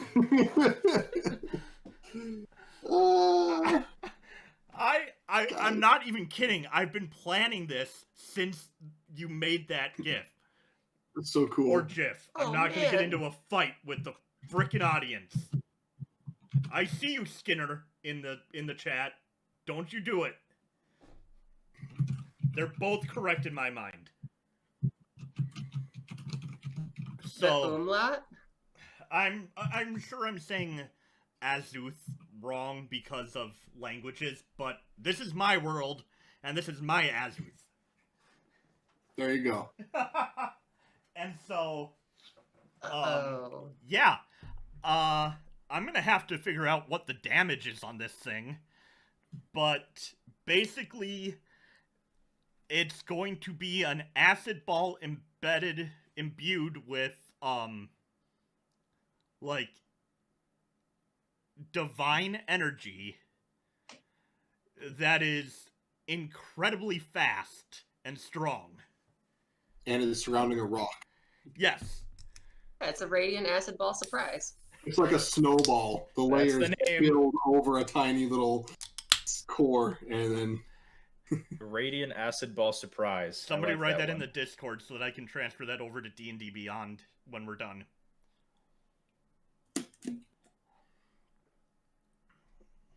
That's so cool. Nice. One thing I will say, connected to this, is that we've all, with these three characters, we've really been thinking outside the box with ways to combine stuff. So this is just awesome. Oh, man. You guys made the god of wizards happy. Oh. That's awesome. Hold on a second, guys. I gotta take a phone call. Okay. The only time I've ever come close to that is when Jareth made the god of music mad.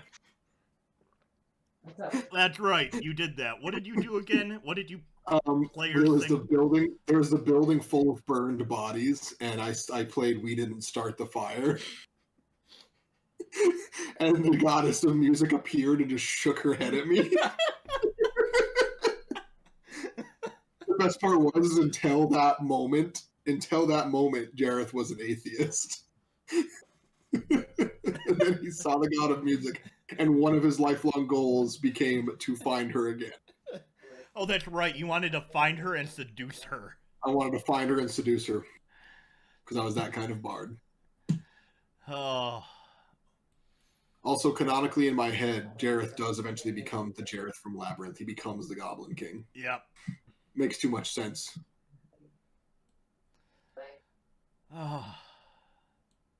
Anyways, so did that do a lot of damage to this thing? Oh, okay. Oh, yeah. All right, what did I miss? Not much. We just chatted for a second. Yeah. Okay. No, that wow. definitely did some damage. Excellent. Oh, the catapult thing? Yeah. All right. Well, now that time has resumed, the thralls are gonna move, Lovely. and so we're gonna do 1, 2, 3, 4, 5. 1, 2, 3. 1, 2, 3, 4, 5. If they're sensitive to light, they're being blinded by 25, my magic, right? 30. Blinded by the light. Revved up. Like a deuce, another runner in the night. Nope. No, Okay, no No sunlight. sensitivity to light. that's fine. Because this kind of moment here is when all of my abilities really come in handy. Tight spaces, tunnels, lots of enemies running at you. That's when it's good to be a tank with a big shield. Wish I had the sentinel. Oh wait, I also a bonus action technically, right? Oh, yeah. What do Yeah. What can I do? What can I? You actually have a movement as well, so you could have backed up a little bit Yes. and made. Yeah, made them I will. surround I you. will have backed up to like by Toliv. Okay. After your bonus action. Yeah. Yeah. Which I think I'm just going to cast Dragon's Breath. This gets rid of the lights because it's concentration. But That's now fine, my sword's still shining. Radir can breathe. Is it effect that I choose or effect he does? You choose, I believe. You've Yeah, I chosen choose. in the past. I mean, they're made of fungus, so fire is. I was probably- gonna say fire is what I'm gonna make it. So now you can breathe fire Awesome. on your next turn. Okay. All right. Oh, I've got a question, Chuck. Yeah. For the future, if I want to be able to do fire damage, can I take fire spells and just say they're like magma? I mean, yeah, as long as they're part of your class, we can Yeah. flavor text them all any way we want to. Yeah, I mean, we let him turn fireball into acid ball, so I just want to keep in the spirit of the character. Yeah. yeah. There's actually, I think there's a spell called Erupting Earth that straight up does like bludgeoning and magma damage. I have Erupting Earth. I think it's a Xanathar's spell. Maybe I'm wrong. Maybe I reflavored that with Lilith to do fire damage. Yeah, you might. Yeah, you did, because we This wanted does her to bludgeoning have... damage. Yeah, Yeah. I think we reflavored it to deal fire damage with my Lilith character because she was opening up like a portal to hell underneath them, essentially. Yep. All Why right. is it everybody always names their demony characters Lilith? Because Lilith is in Christianity was the first demon, I think. The first wife of Adam that betrayed him before Eve was found or something. Makes sense to me. I don't know. Anyways, I'm not religious and neither is Radir. Okay. All right. So these things run up to me. Yep. Is And it's not going to run past me then? that's their movement. Oh, good. All right. Excellent. So the one above you is going They to... do all have disadvantage, remember, because I'm taking the dodge action. But they also have disadvantage if they're undead, so they have double disadvantage, which doesn't mean anything. But Yes. All right. So Would their flanking cancel that out? their flanking would cancel out one instance of advantage, but if they are gaining disadvantage from both, it does not cancel out both. Really? Nice. So if they are undead, they still have disadvantage even when flanking me. all right. So the first one to hit is a 21. I think that hits me. Yes. All right, and Was that is was that the first attack, or was that just the first one that hit me? the first attack Oh gosh, from the one above you. that's stupid. So this is all from him. What's me a disadvantage? Okay. So that is 13 points of damage. What type Slashing of damage? Slashing damage. Yep. Okay. And then that's gonna be a 22 to hit. Holy crap! What Yeah. the hard are these things? Well, I rolled an 18 and a 17, so... Okay. I was gonna say, like, if these things are hitting that hard, like, I'm only level 6, man. You haven't even given me plate mail yet. Yet. So that is another 12 points of damage. Ouch. Where are you at so I can balance this fight a little bit better as we go along? That's got me at 32 now. Okay. A little bit more than half. Blink. They just took a third of my hit points away. Blink out. Blink out. Blink out. There we go. I told you, I came up with this today. Whoops, I'm going to reveal something I don't want to reveal. I want to hide. I came up with this today, and I definitely did not have time to balance it properly. So, Gotcha. we might go another half hour or so and then call it mid-fight.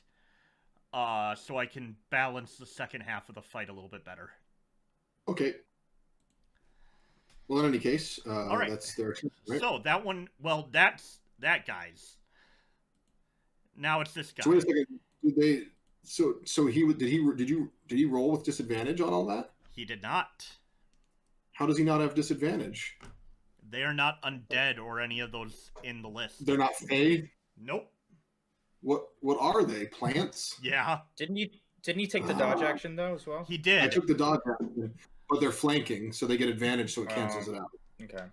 So that was the one roll each time. Was a 17 and an 18. Okay. Now, Yeah, I thought they were undeads, but they count as plants. That sucks. All right. Well, I guess I'm just gonna drop protection. This Cleave one Good. is going to turn to these two. And you are going to miss, or not going to be in this, Radir.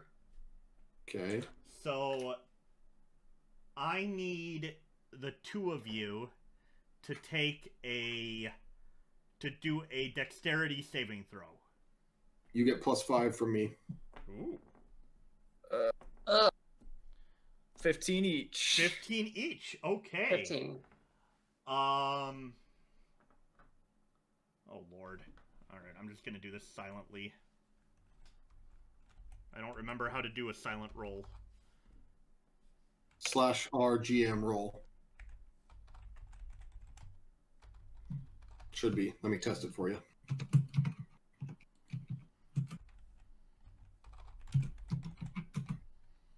Or maybe it's just /GM roll. Yep, /GM roll, and then Okay. type it all in. So then only the person that rolls it and the GM can see it.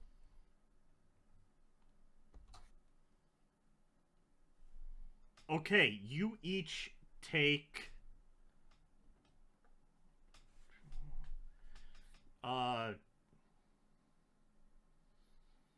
13 points of acid damage as it just erupts this vomit of acidity at you. Oh, reaction. Absorb elements. I'm gonna absorb elements. Okay. Don't you have resistance to acid, Oliver? Acid is one of them. It's only if I had spent a sorcery point while casting a spell. Oh, okay, so you don't have it yet. But now, I guess now you know you can activate it. I'm at what? That was, would you say 13 damage? 13. Okay. 31.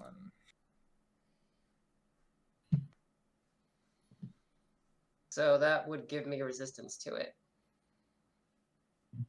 Right? Okay. So it would be half of that? Yeah. 6. So So 6. alright, cool. Yay. All right. Radir, you're up. Should be Toliv first. Toliv, you're up. I can't count. Oh, they say not to get too close to these, but screw it. Radir can cure me. I'm gonna go. Well, if you go into your armor, maybe that might be preventing the stuff from getting into your nose. Sure. I don't know. I'm not saying you should, but You know what? Yeah, I'm gonna put the rock armor on as a bonus action. Okay. And we're going here, so I can hit. I guess I can't hit. If I stand here, the cave wall's in the way to hit this guy. Right? There's a slight lip you can see. I'd allow for it, basically, because Radir would... Radir would also move a little bit out of the way to help you, yeah. So, if you want to hit this one, you can certainly do that. I mean, I'm going to flame breath those two, because I'll be able to get both of them in it, so if you want to attack the one behind first, instead. Oh, this one? Yeah, this one. Okay, yeah, I'll attack that one then. Okay. Because hopefully the flame breath will do a bunch to both of them. Because I'm assuming plants are usually vulnerable to fire, so... I'm gonna roll my these ones. quarterstaff. 20. Oh yeah, that'll hit. That'll hit. Alright, so I'm gonna roll the quarterstaff damage. And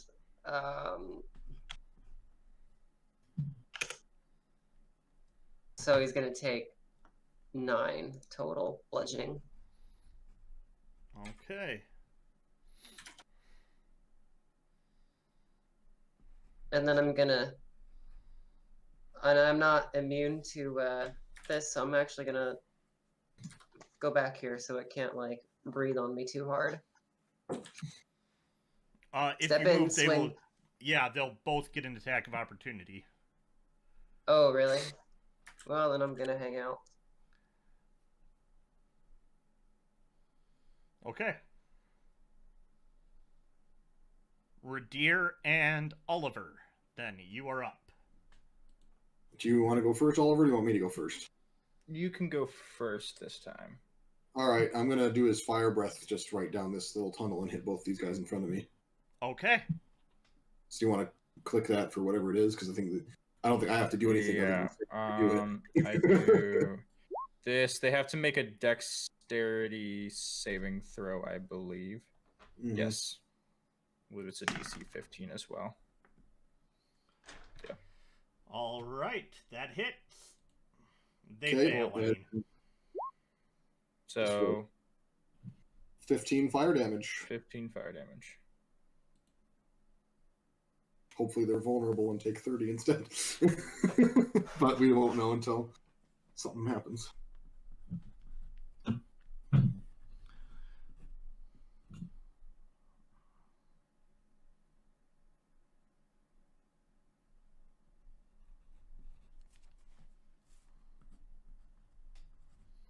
All right, you watch as not only do they catch on fire, but it seems like the spores that are emanating from them also catch on fire, and it just envelops them in this flame.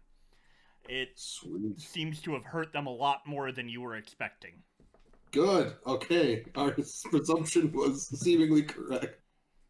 How often can I only do that the once after you cast a spell, or can I do that for a while? Can I do it multiple times? Until the spell ends, which is 1 action, I think. Duration is instant, it just says. Or no, so hold up. Concentration up to a minute, actually, is what it says. So for 1 minute, I can breathe fire at these guys.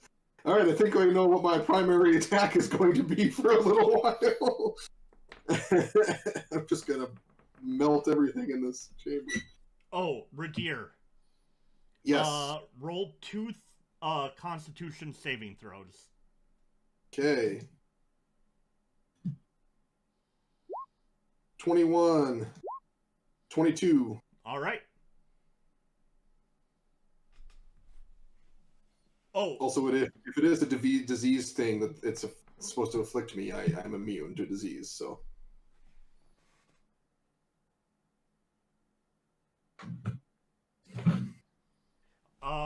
this is where it gets tricky using third-party books, because they don't use the word disease, they use the word infection.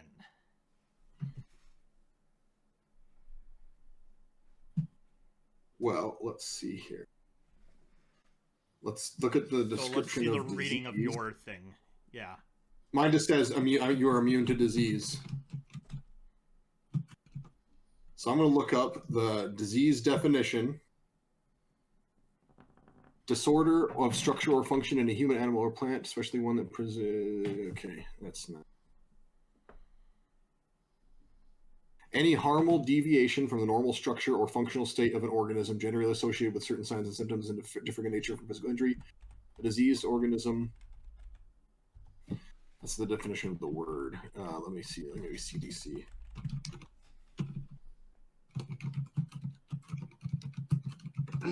If would lesser restoration cure it? Yes. Lesser restoration cures disease, is the way it's worded. So Okay.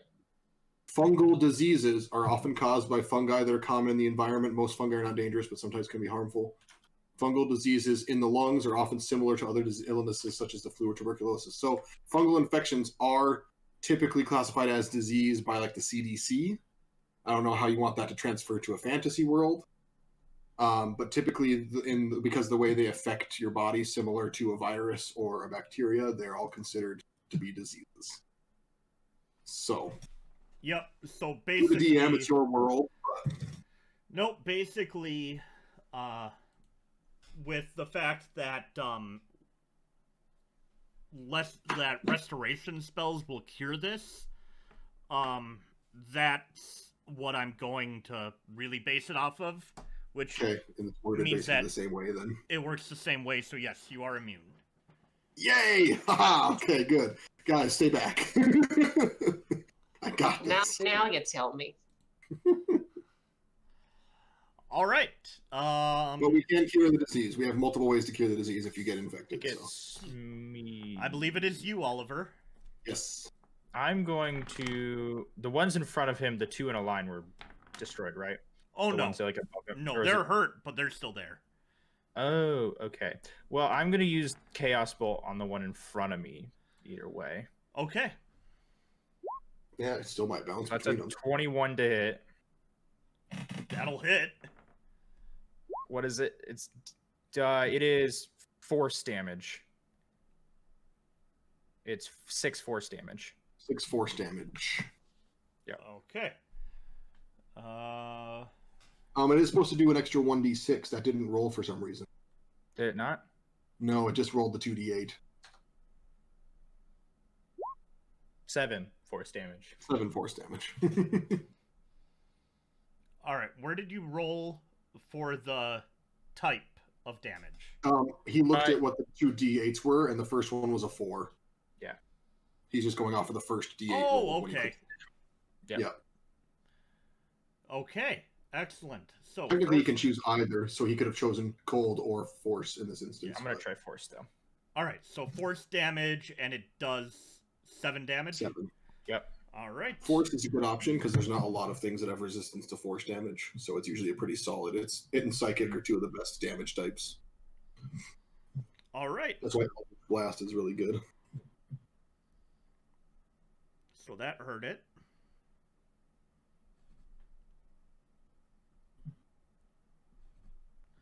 Okay.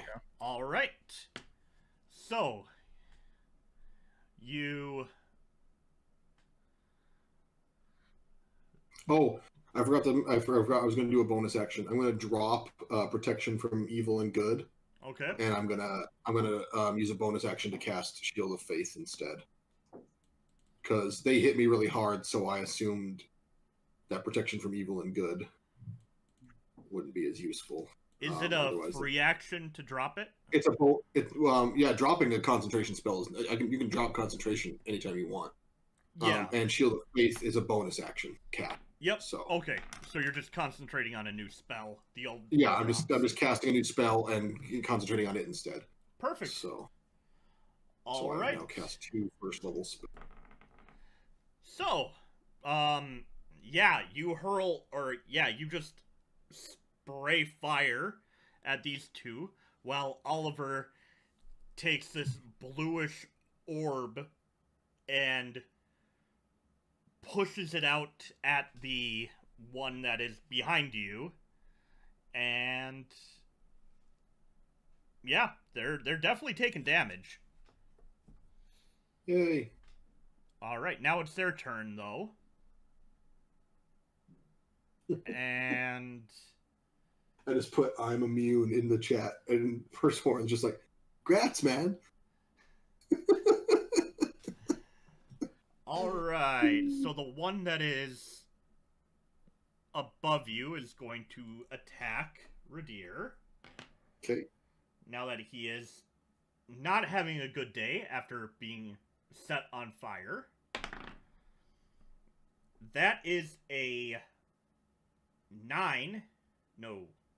11 to hit.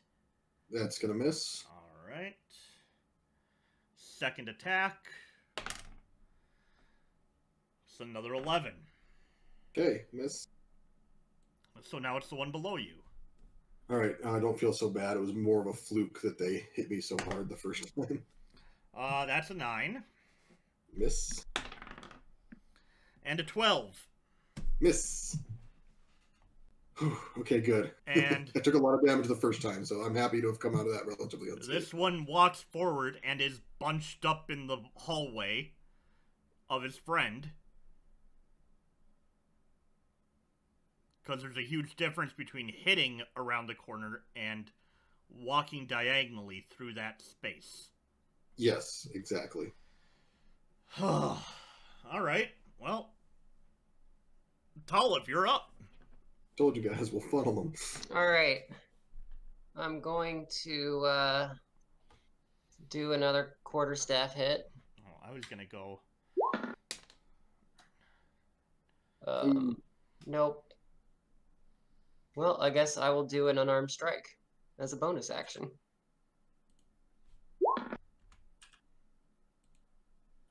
And I will not do that either. Okay. The angle that you're trying to hit him at is just too difficult, and you're unable to make contact. Also, Tolliv, roll me 2 Constitution saving throws. Lovely. You have a +5. Not letting anyone forget about that +5 because it's going to save our lives in some of these situations. 22. And a 19. All right, you're fine. Yeah. It's that scarf that I've got over my nose. Thank God I'm a paladin. This is why I play paladins. It's for exact moments like this. I mean, we get a monk high enough level, it's fine too. Yes, because I'm monks. not actually going to get that high in monk.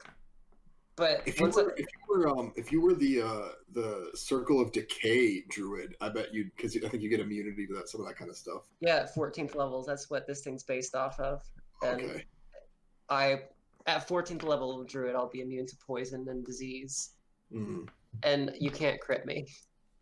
That's pretty nice. Good lord.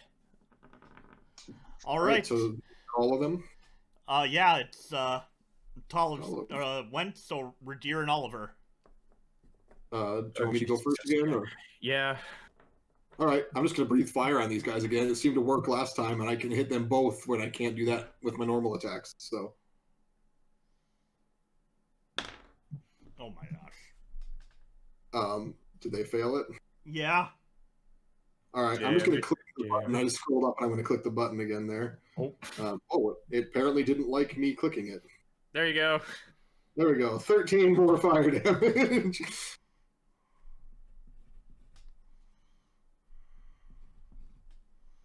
I told you guys, use your deer to plug the hole, and then they can't team up on us as badly, at least. Obviously, I've got 2 of them hitting me.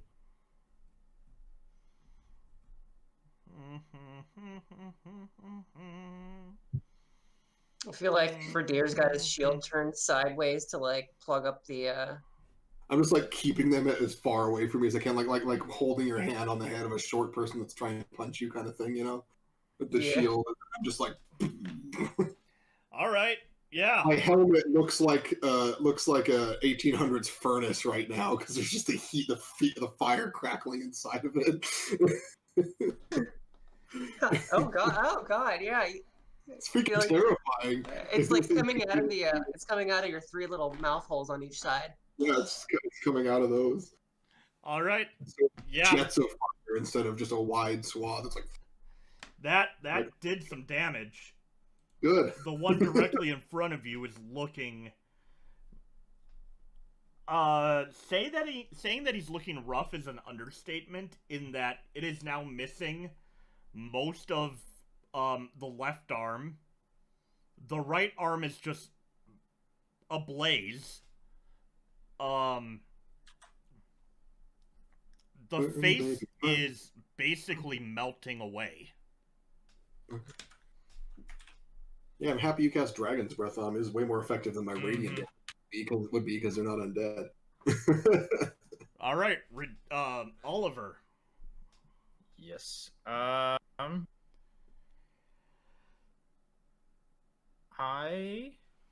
Let's keep experimenting, I think. I'm going to use Poison Spray on the one straight ahead of me. So we know they're like immune to acid, but yeah. So I know they're immune to acid. Force damage they can take. They can take fire damage very poorly. I mean, like for them. Yeah. So what does poison do? They have to make a Constitution saving throw, or I mean, it actually is different because of my level, but it's going to be 2d12 plus 4. Yeah. If it succeeds. Yep. All right. Constitution saving throw. All right, they succeed. All right. Wait, what's your DC? It's a 15. Nope, it failed. So it takes theoretically 22 poison damage. Holy crap! You rolled really good on that. Yeah. Yeah. Okay. You watch as the poison envelops it, and you're doing the one that's directly in front of you, right? Yep. Okay. It is in a cloud of poison, and it turns and just looks straight at you. Cool. It does not Poison appear to be damage. affected. Right, Poison damage, nothing. What else do I have? If Chaos Bolt, you can hope that it does fire and bounces between them. True. I can't do anything more right now. I don't think. So... Do you have anything metal you could shove into one of them? I have a dagger. Because do you know what spell I have? Do you have heat metal? I do have heat metal. I'm a metal bender. Hey, you have a bunch of knives you can throw. I do. Keep the knife up in your hand and just chuck it. Just throw a knife into it and then cast heat metal. It's the damn ooze all over again. Yeah, that's how I killed those gelatinous cubes. It's the gelatinous cube all over again. Oh, Yeah. did you target the metal that was in it? Yeah, I cast heat metal, all the metal inside of it, and he was not expecting that, and he liked the idea so much that he's like, yeah, okay. And we started rolling dice, and I was like, holy crap. And he's like, yeah, it melted. Yeah, he one-shotted a gelatinous cube. Yep. Oh, wow. And Yeah. another one showed up, and I was like, well, it worked good last time. Heat metal.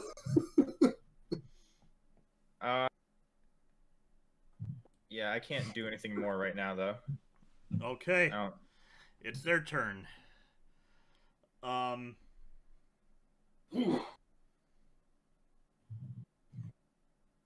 feel like I'm going to take a bad hit again here. They're surprisingly... Yes.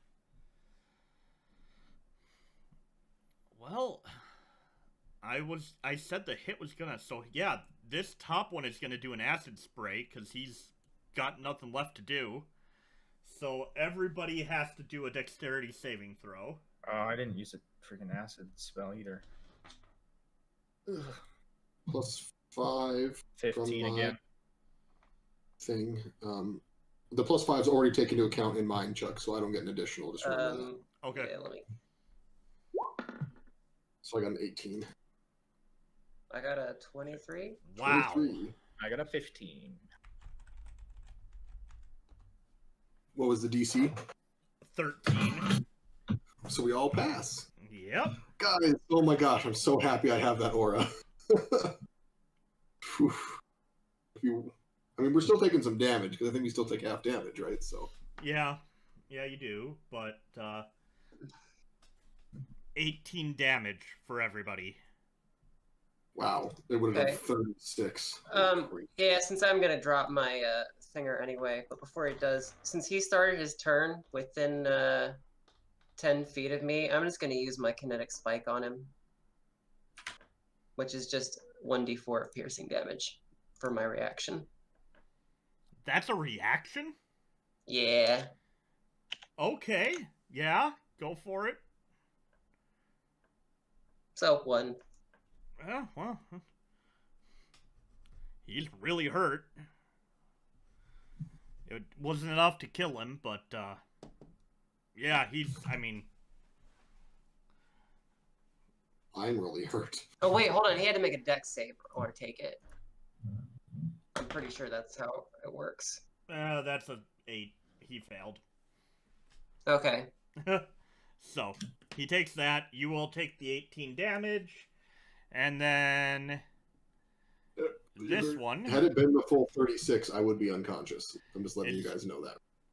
After getting the acid, or the poison sprayed at him, he's now annoyed. And Technically did not leave my realm of area, so I don't get an opportunity attack. Oliver, that is a whopping 11. Oh, no, I have 15 armor class. So Good thing you're a And- dragon sorcerer. That's a 12. Oh my gosh. You Dude, can't hit anything! One We're hit, getting and lucky. I'm down. Yeah, we're getting so lucky. Alright. Toliv, you're up. Alright. I'm gonna I'm going to shank it with one of my daggers. Wait, question. So if it moved to me, did they technically get an attack of opportunity on it? No, because it hasn't left our realm of engagement. Oh, okay. It would have had to Actually- move 4 feet. Actually, I'm gonna go like here out of- before I do that. You will the top one will get an attack against you if you do that. Right. I still have a couple of hit Armor up? points, temporary Yeah, hit points. If you want to, yeah. I'm gonna drop them anyway, so fuck it. She's gonna move to there, Chuck. Okay. That is a 21 to hit. No, that'll hit. Wait. I'm gonna interpose my shield and impose disadvantage on the attack. Is That's that a my reaction? reaction. That's a reaction. That's my fighting style. Yep. Okay. I can. That is a 17 to hit. I have a 17 AC. Oh! Yes. All right. Guys, I'm actually useful in a fight for once. Toliv, you do have to do 2 Constitution saving throws, though. By the way. Okay. And you do get the +5 still.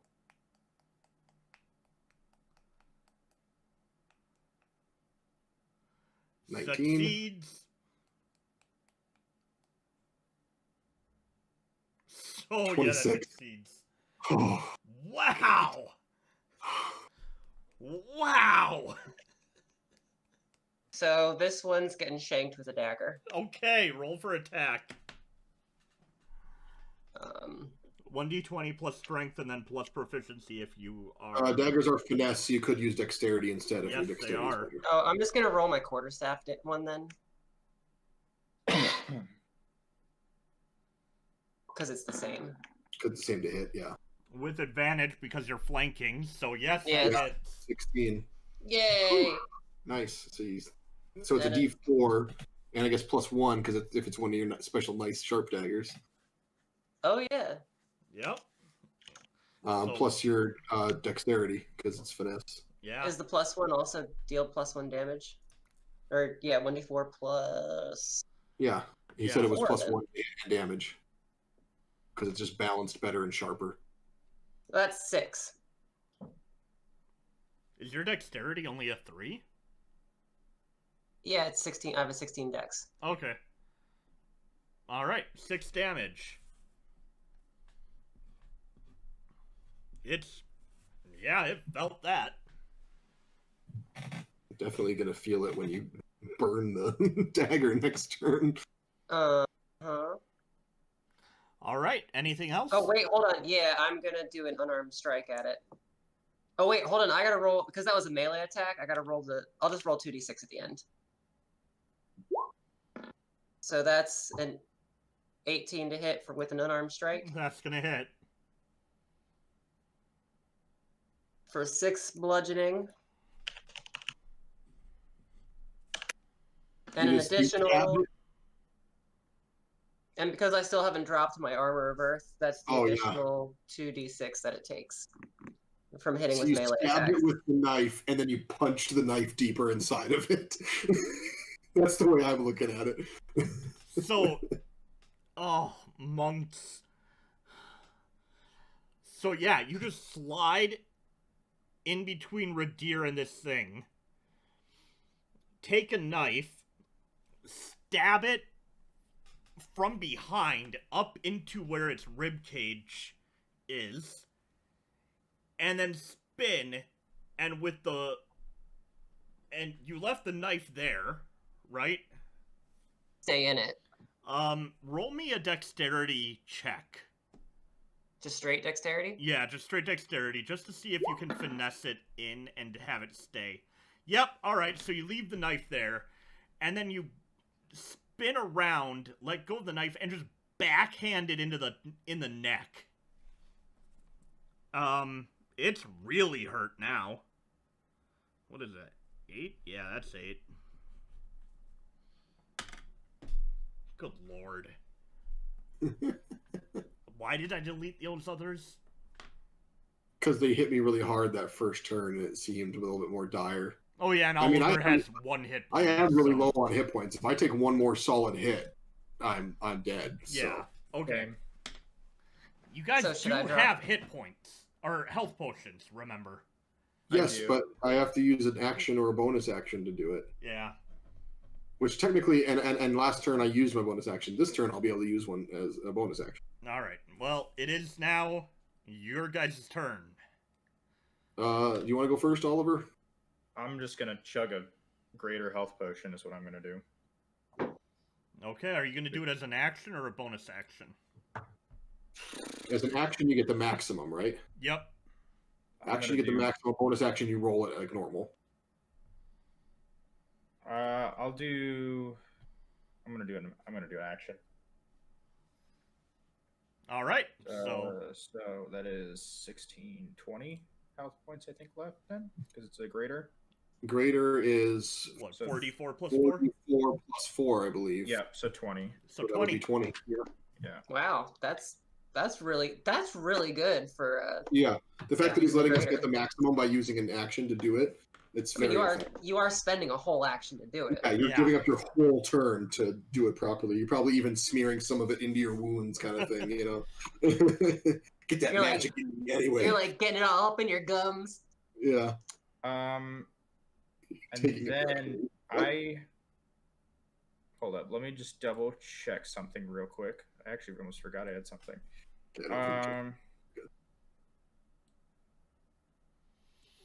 And then I'm going to use Quicken Spell. Oh, no. Meta magic. Yep, Um, that's a and- thing. and I'm going to use Chaos Bolt again on the one right in front of us. It's a 15 to hit. Alright, you'll have disadvantage because you're next to it, but advantage because of flanking. So evens out to nothing. It's So 15, 15. which I believe that hits. So that is either I'm gonna make that fire damage, and so that does So it's 10 fire 10 damage. fire damage. Well, and with the fire damage, Less that 3. Yeah. oh, you do have to do a Constitution saving throw on your turn because you are within 5 feet of it. All Okay, right. that's a 20. Yep. I don't know why I even bother. Hey, I mean, if we roll low, my +5 isn't going to make much of a difference. We've been rolling high enough that it really helps. Mm-hmm. All right. How do you want to do this with that one? I want him to go up in screams of agony. That's it. I just want him to scream in agony. You watch as it opens its mouth, but no noise comes out at all.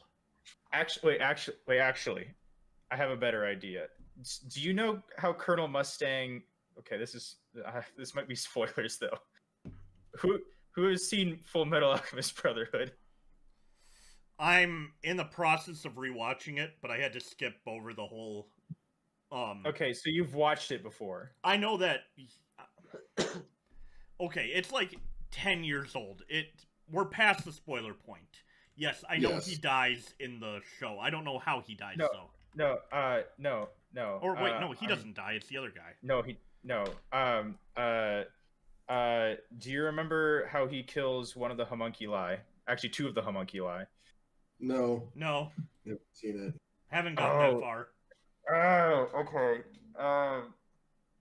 I can't do that then. Because it's such a good kill. I'll just do what I did. Sworn has seen it and he's laughing, so I think he knows what you're referencing. I want to Colonel Mustang it, but I can't say what that means because it's so good that you just need to see it. All right. Well, now I have motivation to watch Brotherhood tonight after the stream. It's so good. Okay, yeah. There's think it's the first homunculi that's killed. The way that he does it, if you watch it that way. Okay. And for those of you in chat that have seen it that way. I had to skip over the episode with the little girl again. I can't. But Oh, it's is that one in Brotherhood? Yeah. They kept doing Brotherhood. You mean? But it gets God. it's sadder. It's sadder in Brotherhood. I think personally. Oh, I looked at a picture of it. Okay, I see what you're talking about. Of the Mustang thing, not the. Which not the one yeah. is it that he kills? Is it Lust? Yes. Okay. I don't want to watch the whole thing. I just want to see the image. Oh, you have to like actually watch it though for it to like the full effect. Yeah. Because it's brutal. Okay. Yep.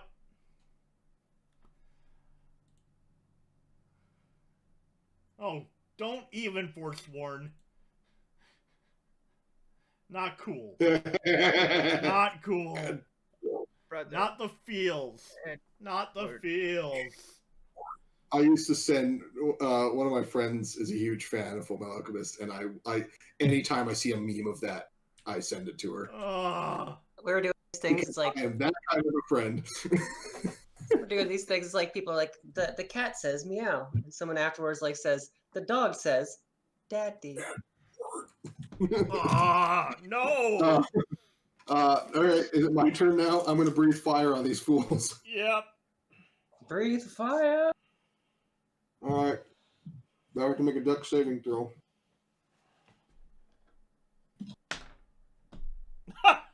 That didn't actually roll. Dang it.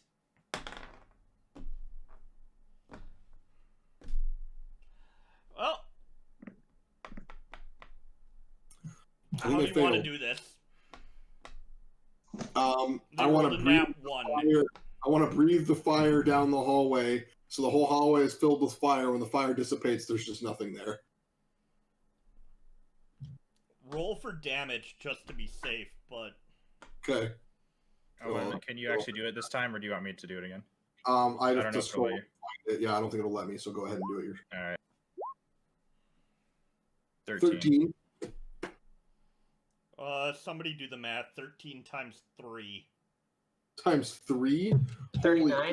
39. Oh, okay, man. You're rolling crit 1. I got you. 39? 39.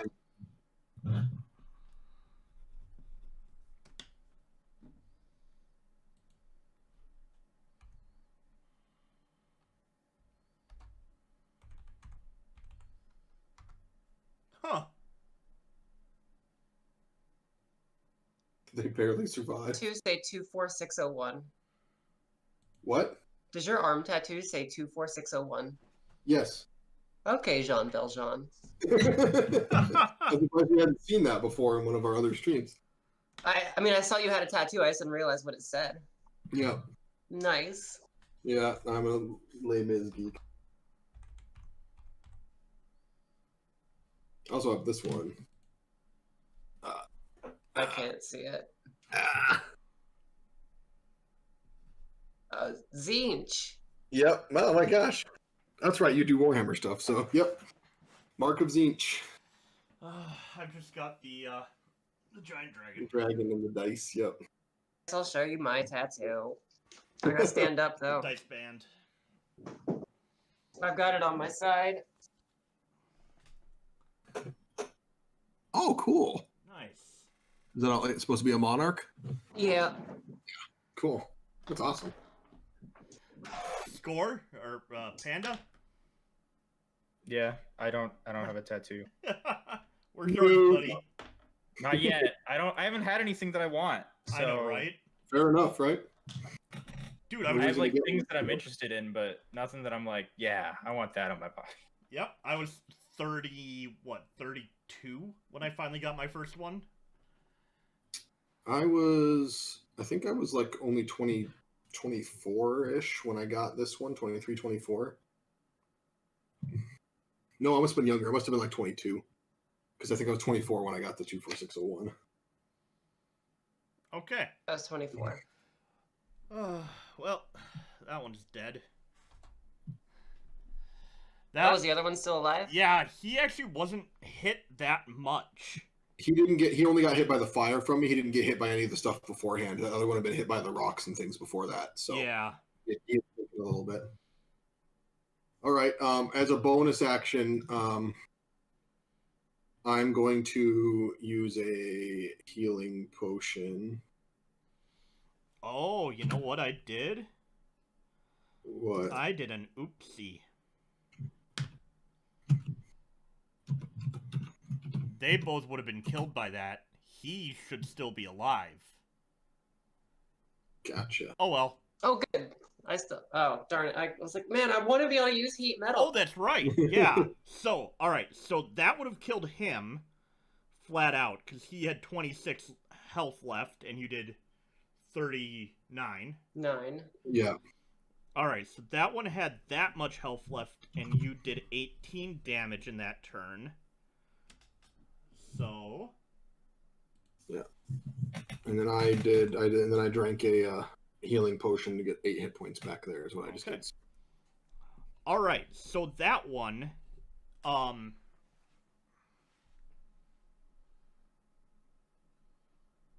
yeah, that the one that had attacked you is the one that didn't get flamed a whole bunch, and he's hurt, but not to the level of the others. Okay. I also want to move to here. Okay. To completely box it in, but then also both of them are within 5 feet of me, so I can interpose my shield in there. And because as now long as we it's an ally within 5 proceed feet. to just beat up on a thrall. Yes. Can you give us his lunch money? I would like that. I would like his spare copper. Give me your lunch money. I imagine it's in like the fetal position on the ground and we're all just like kicking it. Oh, What's that JoJo meme where they're like the two guys are beating up on the guy on the ground, and then the third one takes a sip of his wine and then comes in and just starts beating him too. I'm just imagining Radir kicking some guy on the ground and just like, you walked into the wrong neighborhood, bucko. You're really playing into Mr. Radir's neighborhood. I did not ask you to be my neighbor. Roll a 1 again Yep. to attack. Yep. Oh, Oh. ow. Did his arm fall off? Does he hit my shield and his wrist breaks like Deadpool? Eh. All the dinosaurs feared the T-Rex.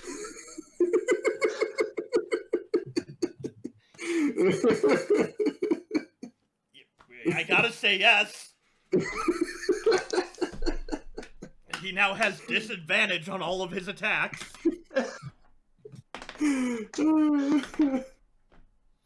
Here's the clip. Just like the middle part of that. Oh, I forgot to. I haven't seen Ventaro yet. I haven't either. I just know the meme. So. All right, guys. Oh yeah. All right. Toliv, it's your turn. Do your Constitution saving throw. All right.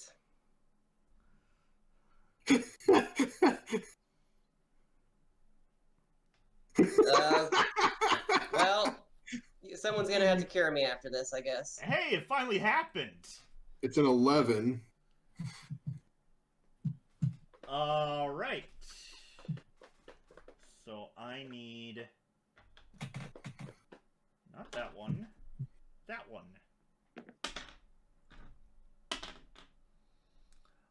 You take 5 points of acid damage. Okay. And your hit points are reduced by 5. Your maximum hit points. If that took that out of my temporary hit points, does that do that? I guess so, huh? Yep. Okay, Wait, when do I get those back? Do I ever get those back? Probably when it's cured, or a lesser restoration spell is cast or something. All right. Well, I'm gonna drop my. Rock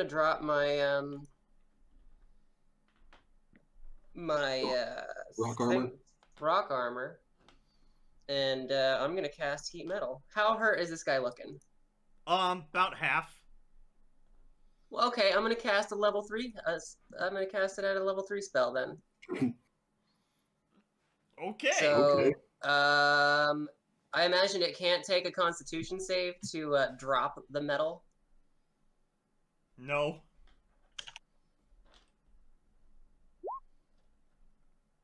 No, it's in him.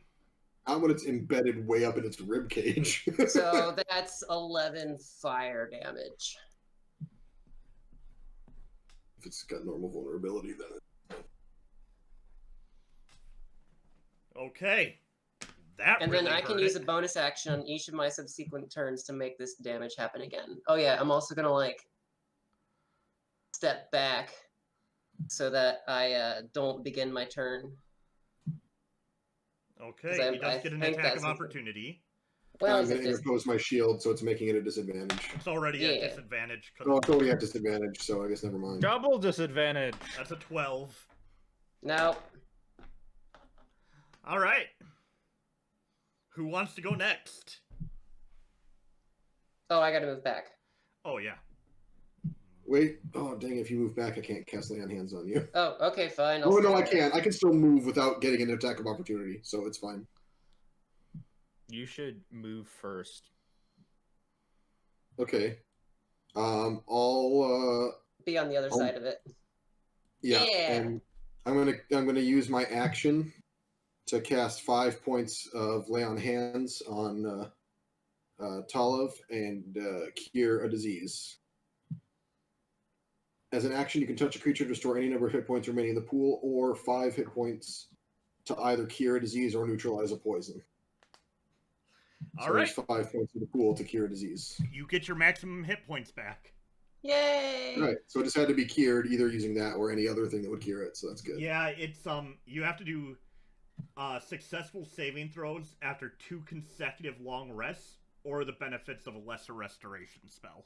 I mean, I could The have thing prepped is, lesser yeah, restoration in the morning, but yeah. Well, I have Lesser Restoration prepped, but effectively the Lay on Hands does work exactly the same as a Lesser Restoration spell.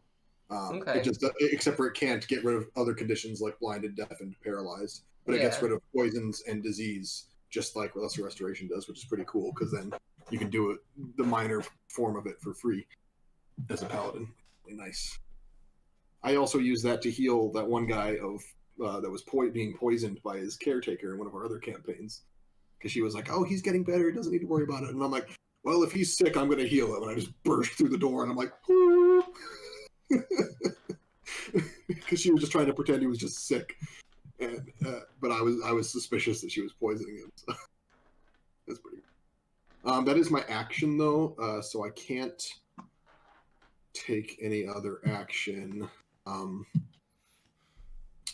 So I will just call that good. Breathe Okay. at him menacingly. I think healing you of the disease is a worthwhile use of my turn. So Oliver, you're up. Make a Constitution saving throw. no, wait, I will actually have moved back to where I was after I healed her, because then I can interpose my shield against to protect him if I need be. So, anyways, And to give him the aura. and give him the +5. Yeah, sorry, I wasn't even thinking about that, but All right, so that succeeds. So what are you gonna do? Cool.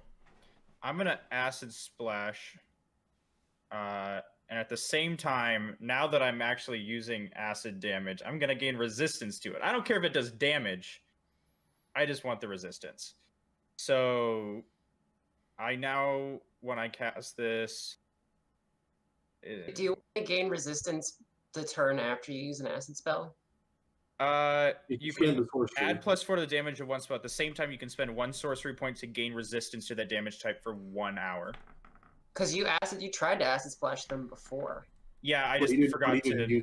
I forgot to use my sorcery point. Okay. You have to declare it and spend a sorcery point. It doesn't just automatically happen. Yeah. Okay. So Yeah. I'm just gonna that and then. Oh wow! That was actually a very good roll. Yeah, it was. Oh, That's too bad. It does Too nothing. bad.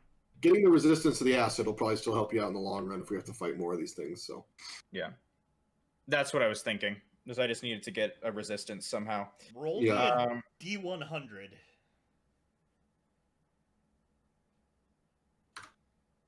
Okay, you're 41. fine. that cadaver's ugly. Cool. If you had rolled a 1 to 10, the knife would have melted. Oh, that would oh. have sucked. That's cool though. I like that you. Anyways, that's Give it a chance. my turn. Okay. I'm just gonna do that. And the zombie gets to go. Well, Radir is the one that's been... Have you even attacked this one, Radir? I have not touched this one yet. All right. Oliver, an attack of opportunity. It has to be a melee attack unless you have Warcaster, I think. Yep. I'm gonna stab it with another dagger. Hey.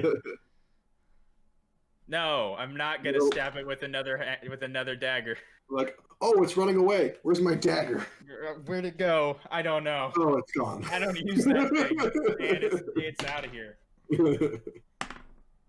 Unfortunately, I don't get an attack of opportunity on it. Ooh. 20 to hit. Tala. Yeah. At least you've taken the least damage of all of us so far.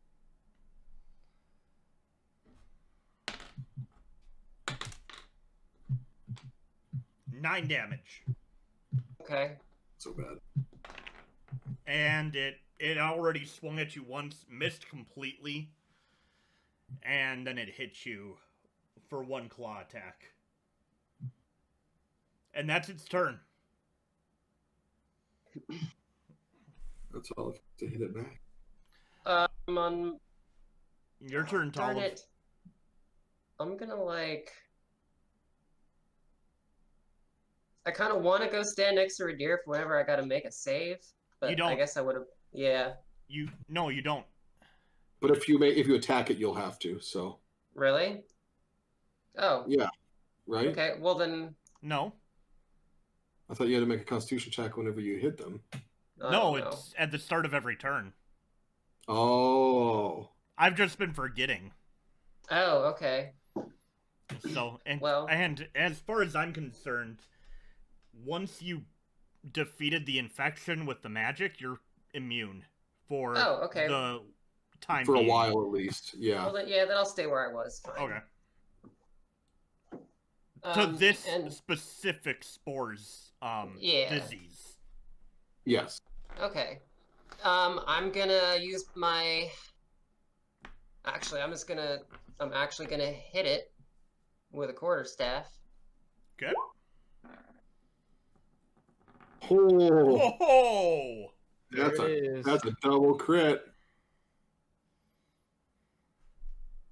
For 14 bludgeoning damage, and as a bonus action, I'm going to keep that dagger nice and hot. All right. Never mind, it's 3d8. Ignore this.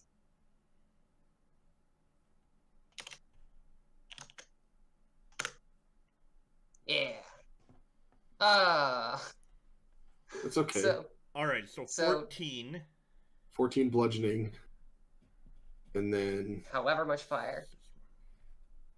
5, because it's supposed to be 3d8, so 5, and then if it's the vulnerable, 10 fire damage.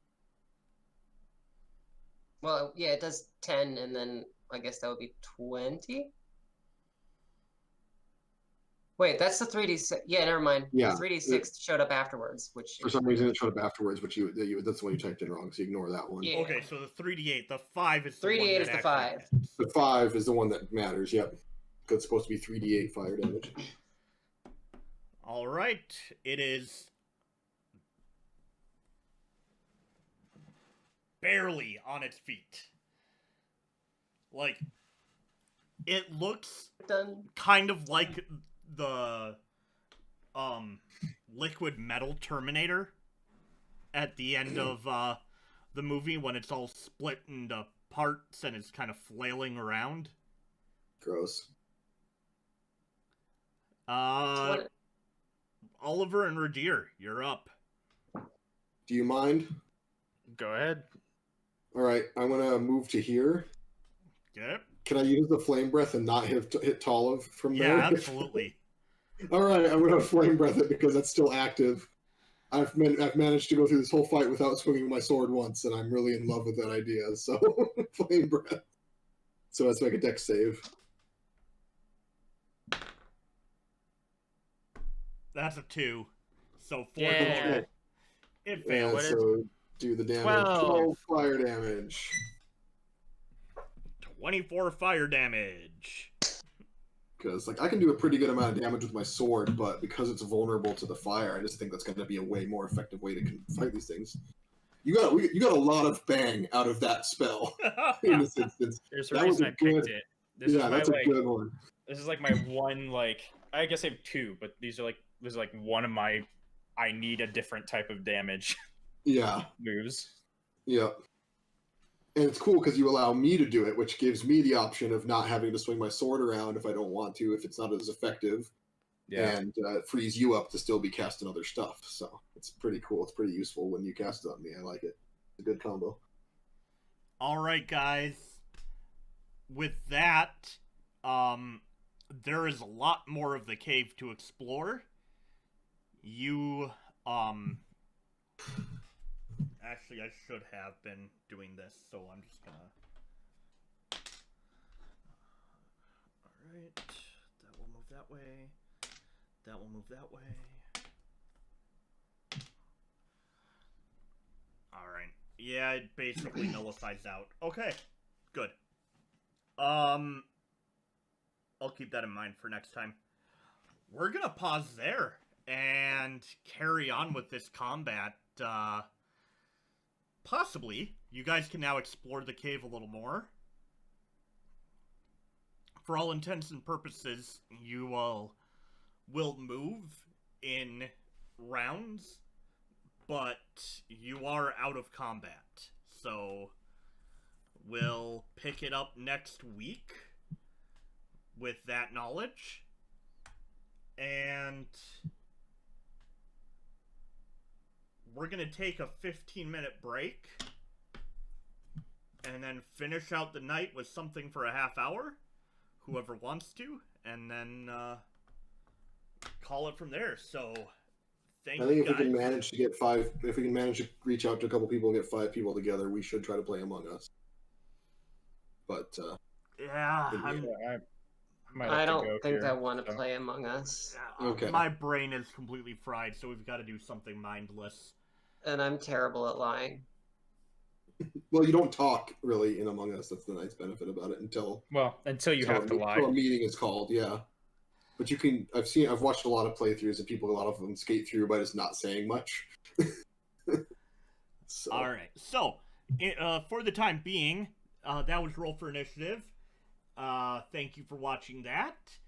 And while we get set up to take a little break and rest our heads and brains and whatnot, make sure you're clicking that link at the top or in the description.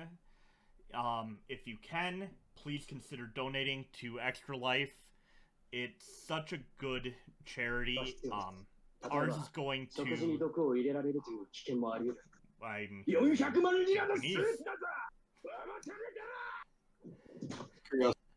That all yelling from you. Sorry. All of a sudden I was getting scolded in Japanese and I don't know what I did. It was really funny. Sorry, guys. It's okay. It's okay. You weren't trying to do that. That's really funny. I clicked the thing and I didn't realize it was still on voice. Oh, that's fun. All right. So, as I was saying, it's a great charity. It's going to the Fargo Sanford Health clinics in Fargo, North Dakota. But it helps the Children's Miracle Networks all over the country.